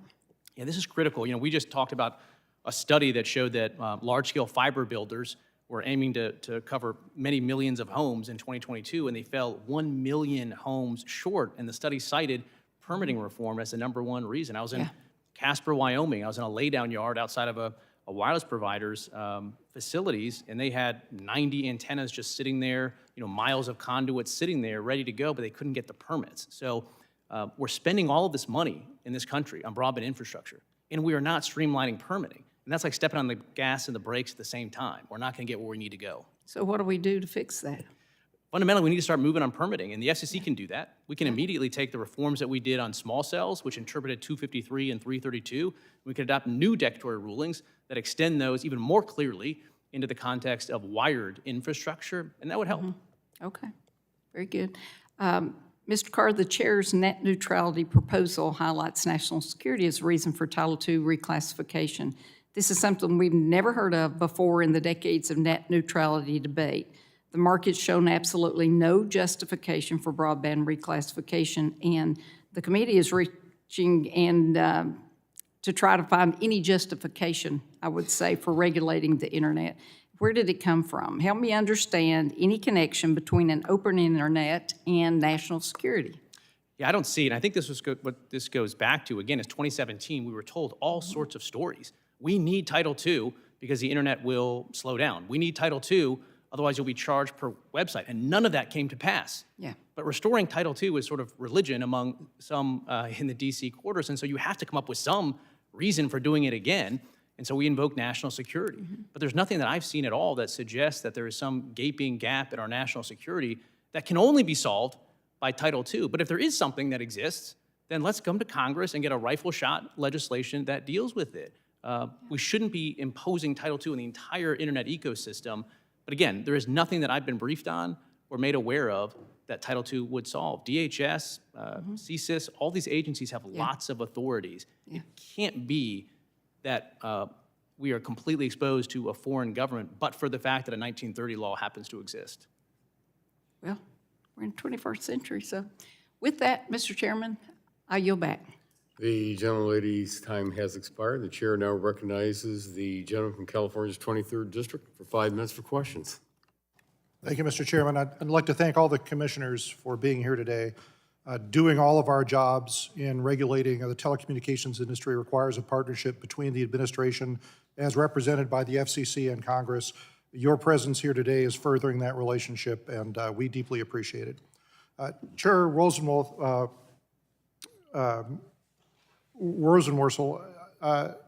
you in your opening testimony mentioned the need for all of us to do a better job in policing fraudulent activity via unwanted calls and text messages.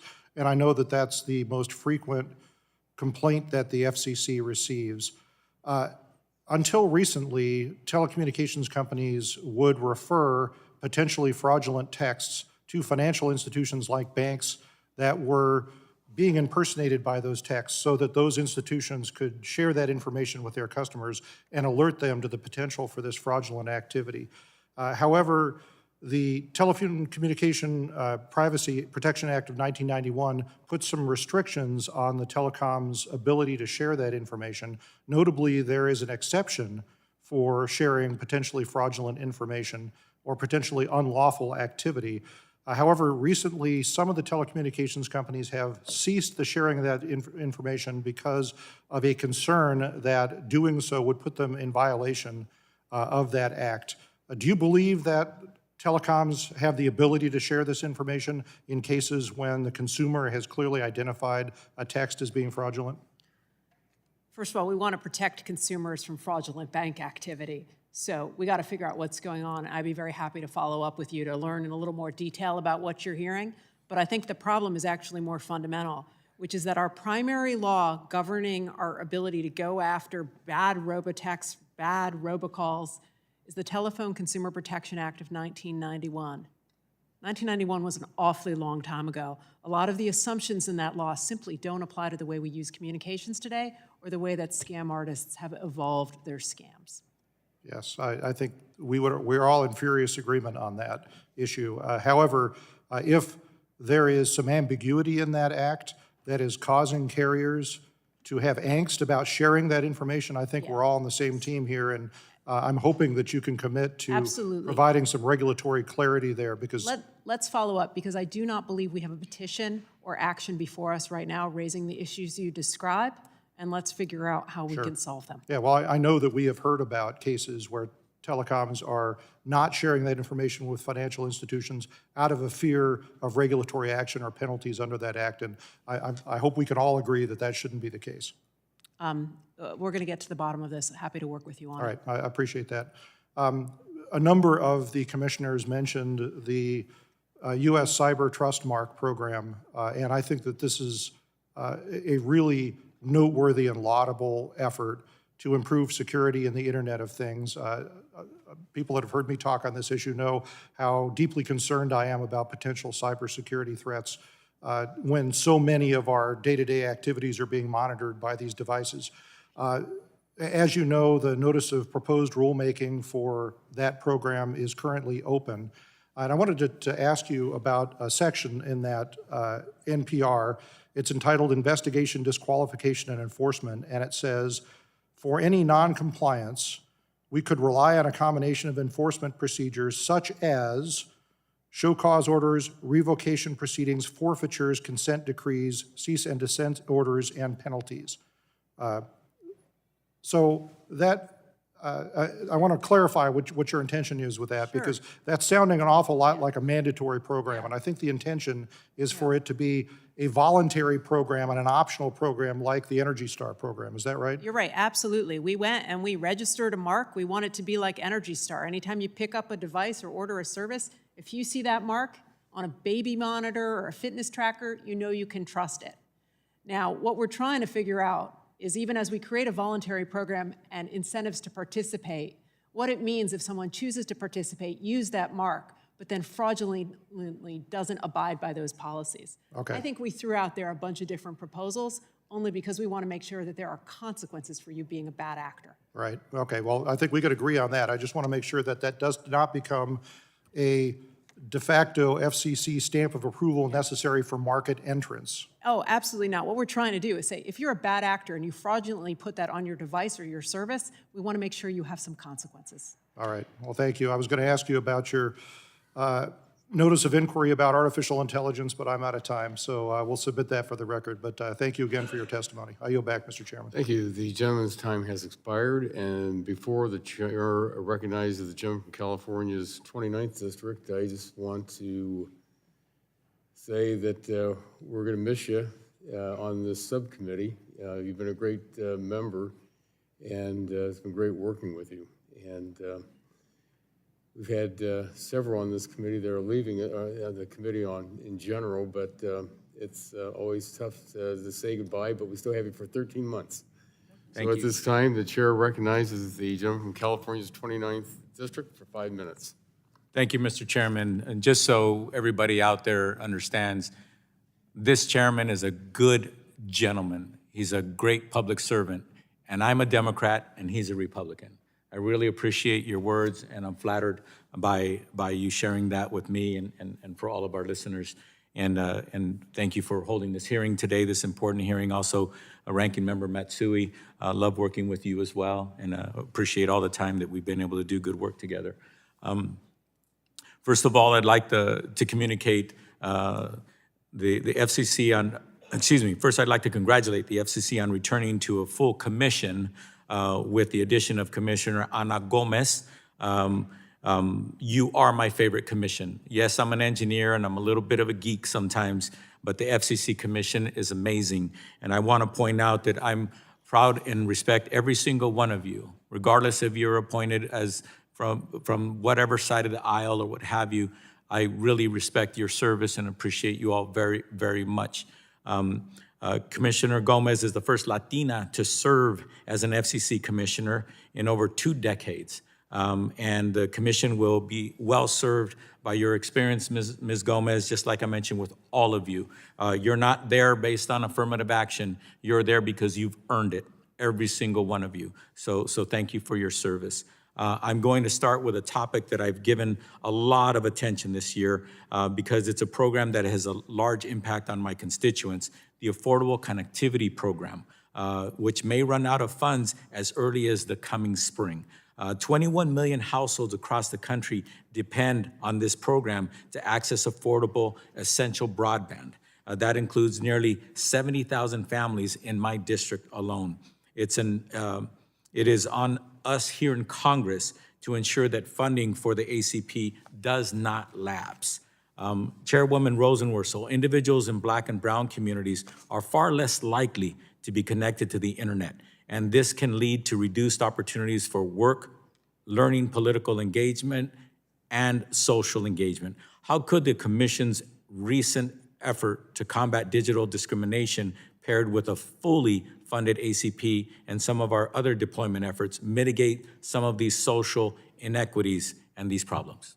Thank you so much, Congressman. Thank you also for your kind words about me and my colleague, and right back at you. I think Congress was really smart in the bipartisan infrastructure law. It was a committed decision to say we're going to end the digital divide in this country.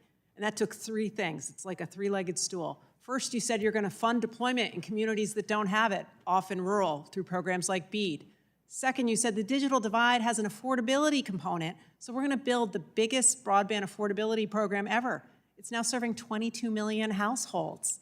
They rely on it to get online, go online for everything. And then the third thing you said is even if we solve affordability and deployment, is we need to make sure there's no discriminatory behavior in service. And that's what the digital discrimination rules you asked us to put in place do. And I think all 3 things are a really powerful commitment from Congress and the FCC to help close the digital divide. We got to make sure we continue with all 3 of them. Thank you. And also to clarify, this doesn't affect Black and Brown communities, but it does affect communities across America, including poor white communities as well. You know, I think a really stunning statistic that I saw is that people sign up for this program at a higher percentage rate in rural communities than they do in urban communities. Thank you for It's really clarifying. important to show that we serve everyone with this Everyone. program. Thank you. Commissioner Starks, can you discuss how ACP provides benefits beyond those to the individual households it helps, how it benefits communities and the country when more people are connected? Yes, thank you for your service. Thank you for championing this ACP issue in particular. You know, I sat down with Ms. Chica in the Nickerson Gardens there in Watts in LA. It's the largest public housing west of the Mississippi. And she was a real a tour de force for her community there. And you asked about community in particular. You know, it is providing telehealth, it's providing education opportunities, but I'd also focus, you know, the pandemic had a disproportionate effect on small businesses. Small businesses got crushed over the pandemic. The ability for our small businesses to revive, to come back, also is very much necessitated here on connectivity. Thank you so much. And also the 988 Suicide and Crisis Lifeline, which is new and now is available across the country. And the commission has been very focused on making sure that we move to a system where it's routed to the nearest call center rather than the area code that the person's calling from. Chairwoman Rosenworcel, I was glad to see your statement in September about the importance of geo-routing 988 calls to the nearest call center. Moving forward, how does the agency plan to ensure wireless callers to the 988 Lifeline are able to reach the geographically appropriate crisis center in a standardized way, no matter what the carrier?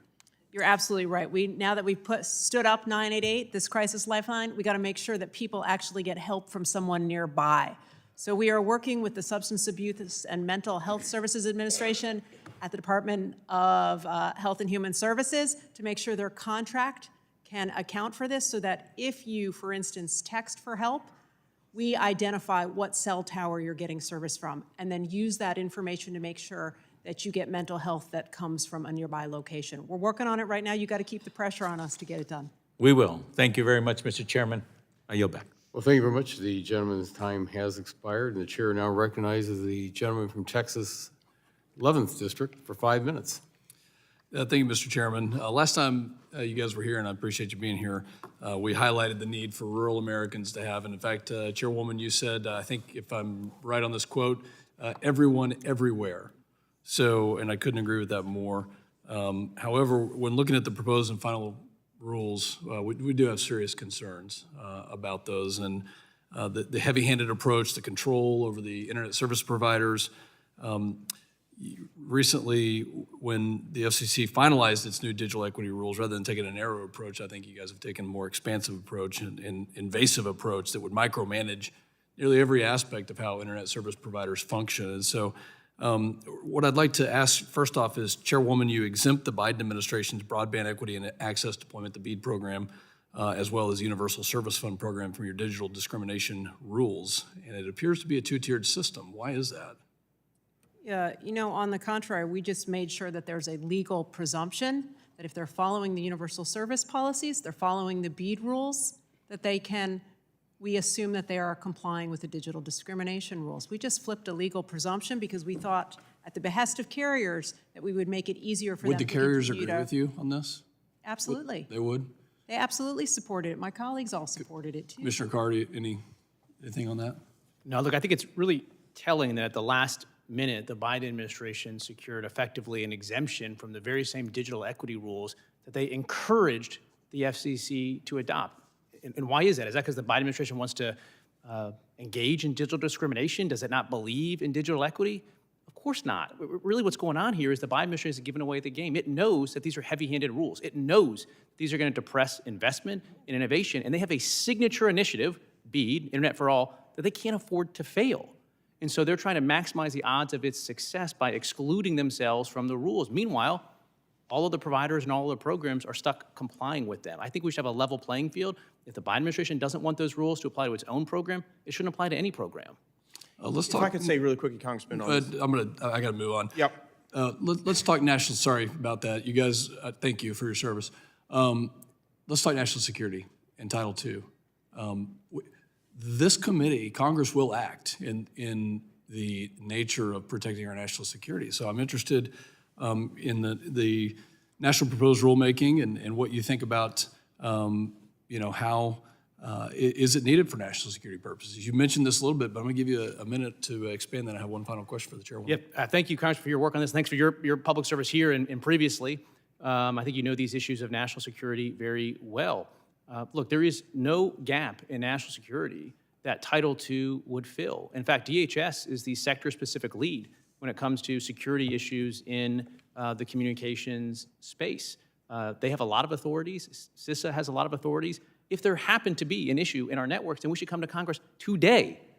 And Congress should fast-track today a bill. The idea that we're going to sit here and look at some foreign actor hijacking things in our broadband network and let it to continue until we get around to doing Title II and that we haven't done anything about it in 3 years, it would be incredible if that was true. Yeah. In fact, it's not credible. I think what's going on here, again, is we're just sort of grasping at straws at new justifications to support Title II itself.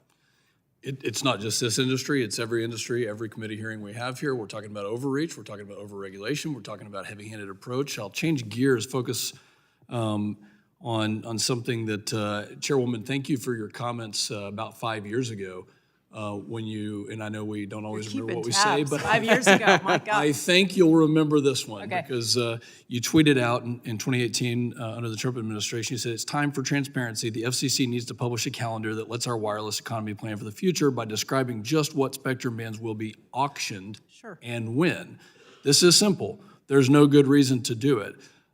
Has there been, since you've been commissioner, has there been a calendar proposed by any of the commissioners Well, I think to you? you know that this committee passed the Rayburn Act a while ago, which requires us on an annualized basis to produce a calendar, which we do. Do you currently have a calendar? Yeah, on an annualized basis, we produce a calendar. But to be very clear, this agency no longer has spectrum auction authority, so we can't actually act and produce an auction, But plan you can for an auction, or certainly make it happen. you can certainly provide. So I know Commissioner Carr provided a calendar, 2021, 2022, 2023. So how about Do this? you We'll have, sit here right now, and I'll tell you what I'd like to do if you give me auction authority back. Madam Chair, do you have a calendar, and can you share that with us? Yeah, we'll show you the calendar we Does produce it have under the auction? Rayburn Does it have Act. the auction bands that will be auctioned off? See, under the Rayburn Act, we produce an annual calendar at the request of this committee, but because we don't have auction authority, I can't plan for auctions. It would be using appropriated funds for things for which we're not authorized. If we're going to compete with China, we need to know what the plan is. We need to see a calendar, and we need to see which bands and which timeframes. That's the important thing. So how about When? this? If I could make it up right now, I'd tell you this. You give me my authority back, I have a bunch of bands that are sitting in the closet in the FCC.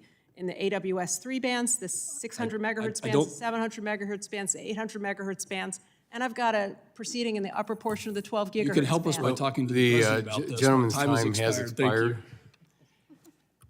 The chair now recognizes the gentlelady from Florida's 3rd District for 5 minutes. Well, thank you, Mr. Chairman. Let's keep the fun going because Representative Pfluger actually hit on the question I was going to ask, so that's okay.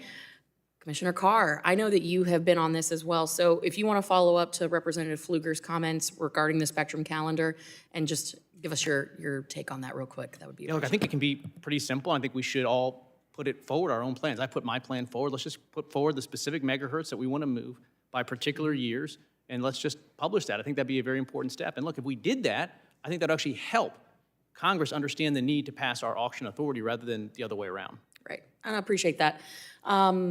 Chairwoman, and I'm going to butcher your last name, so I'm not even going to try it, just out of respect. So, Chairwoman, at the end of September, the Secretary of Defense submitted its paths report on the lower 3 gigahertz band to the Secretary of Commerce, which was required by the infrastructure law. Now, of course, it's up to the Secretary of Commerce and NTIA to identify spectrum in the band for auction. Now, the Secretary of Commerce is required to coordinate with FCC in the process. So to what extent are you involved with the Secretary's process for identifying frequencies in the lower 3 gig band for commercial use? And have you seen the DoD report? Yeah, that's the real question, isn't it? I have asked to see it, so I've asked for a briefing. I'd certainly encourage everyone. So you haven't seen it? Not yet, but I've asked for one. I would encourage every single person on this committee to ask for a copy of it because the bipartisan infrastructure law tells us that we're supposed to auction spectrum in the lower portion of the 3 gigahertz band, and I've got to prepare for an auction by November of 2024. and we collectively have to come together and figure out what we're going to do about that obligation and the paths report at the same time. Well, and Chairwoman, you might have better luck asking the White House and the DOD for that report than Congress, given the environment we find ourselves in. But have you provided any sort of input, as just a follow-up to this, on the timing of the auction? I know you mentioned 2024, potential auction design that could maximize feasibility of meeting the 110%. It's really contingent on that report, as you can imagine. I can't ask my staff to plan for something if we don't know the details. We should all just march right on over to the Pentagon right now. It's a joke. I know we are not allowed to have a sense of humor in Congress anymore. It's a joke. Okay. Following up on that, I know broadband maps have been mentioned multiple times here today, but I wanted to follow up on that issue, specifically the FCC's national broadband map. Should that be the map used for all federal broadband programs? Okay, so there, we're using that map to identify where service is and is not for both wired and wireless broadband in every theoretically buildable location in the country. Right. And we're taking that data and we're putting it on a separate map called the Broadband Funding Map. And that map's really important because everyone on this committee should care about it. We got lots of entities with a lot of broadband money as a result of COVID-era legislation, and every one of them needs to report to me in the same data format, so I can come back to you and say, we covered this area, we didn't cover this area. Looks like we have duplication. What do you want to do about it?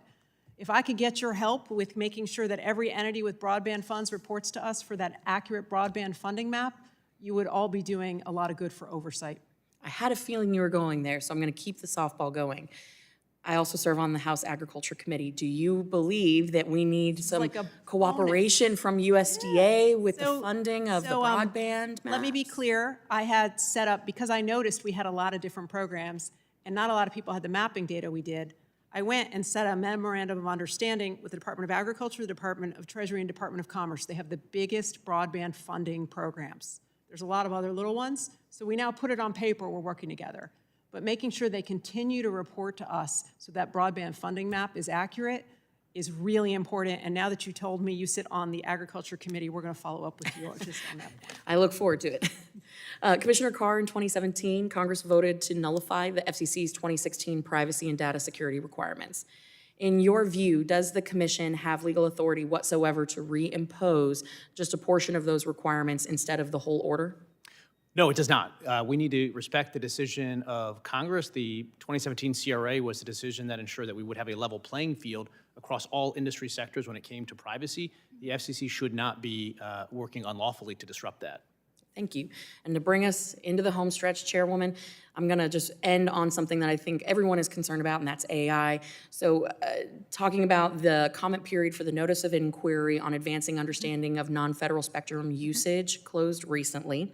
And the inquiry focused in part on the machine learning and AI and leveraging those tools at the FCC for spectrum management. How do you plan to use the information gathered through the NOI, specifically as it relates to artificial intelligence and ML? And what are the next steps for the FCC in this space, and how can we coordinate? I know I'm over time, but yeah. Thank you. The next step is to read what was been filed with us. But look, artificial intelligence, if we can have pattern identification on a large scale, we can take scarce resources like our airwaves and figure out more efficient ways to use them. DARPA's already done a lot of work on introducing artificial intelligence and machine learning to networks. I want to see what we can do on the commercial side to optimize our airwaves and our networks. So it's an exciting proceeding.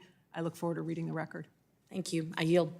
The gentlelady's time has expired, and seeing no other members here wishing to ask questions to our panel today, I ask unanimous consent to insert in the record the documents included on the staff hearing documents list.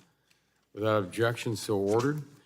I remind members that they have 10 business days to submit questions for the record, and I ask the witnesses to promptly respond to the members' questions. Members should submit their questions by the close of business on December the 14th. And again, I want to thank all of the FCC commissioners for being with us today. We greatly appreciate your participation at today's subcommittee hearing. Without objection, the subcommittee is adjourned.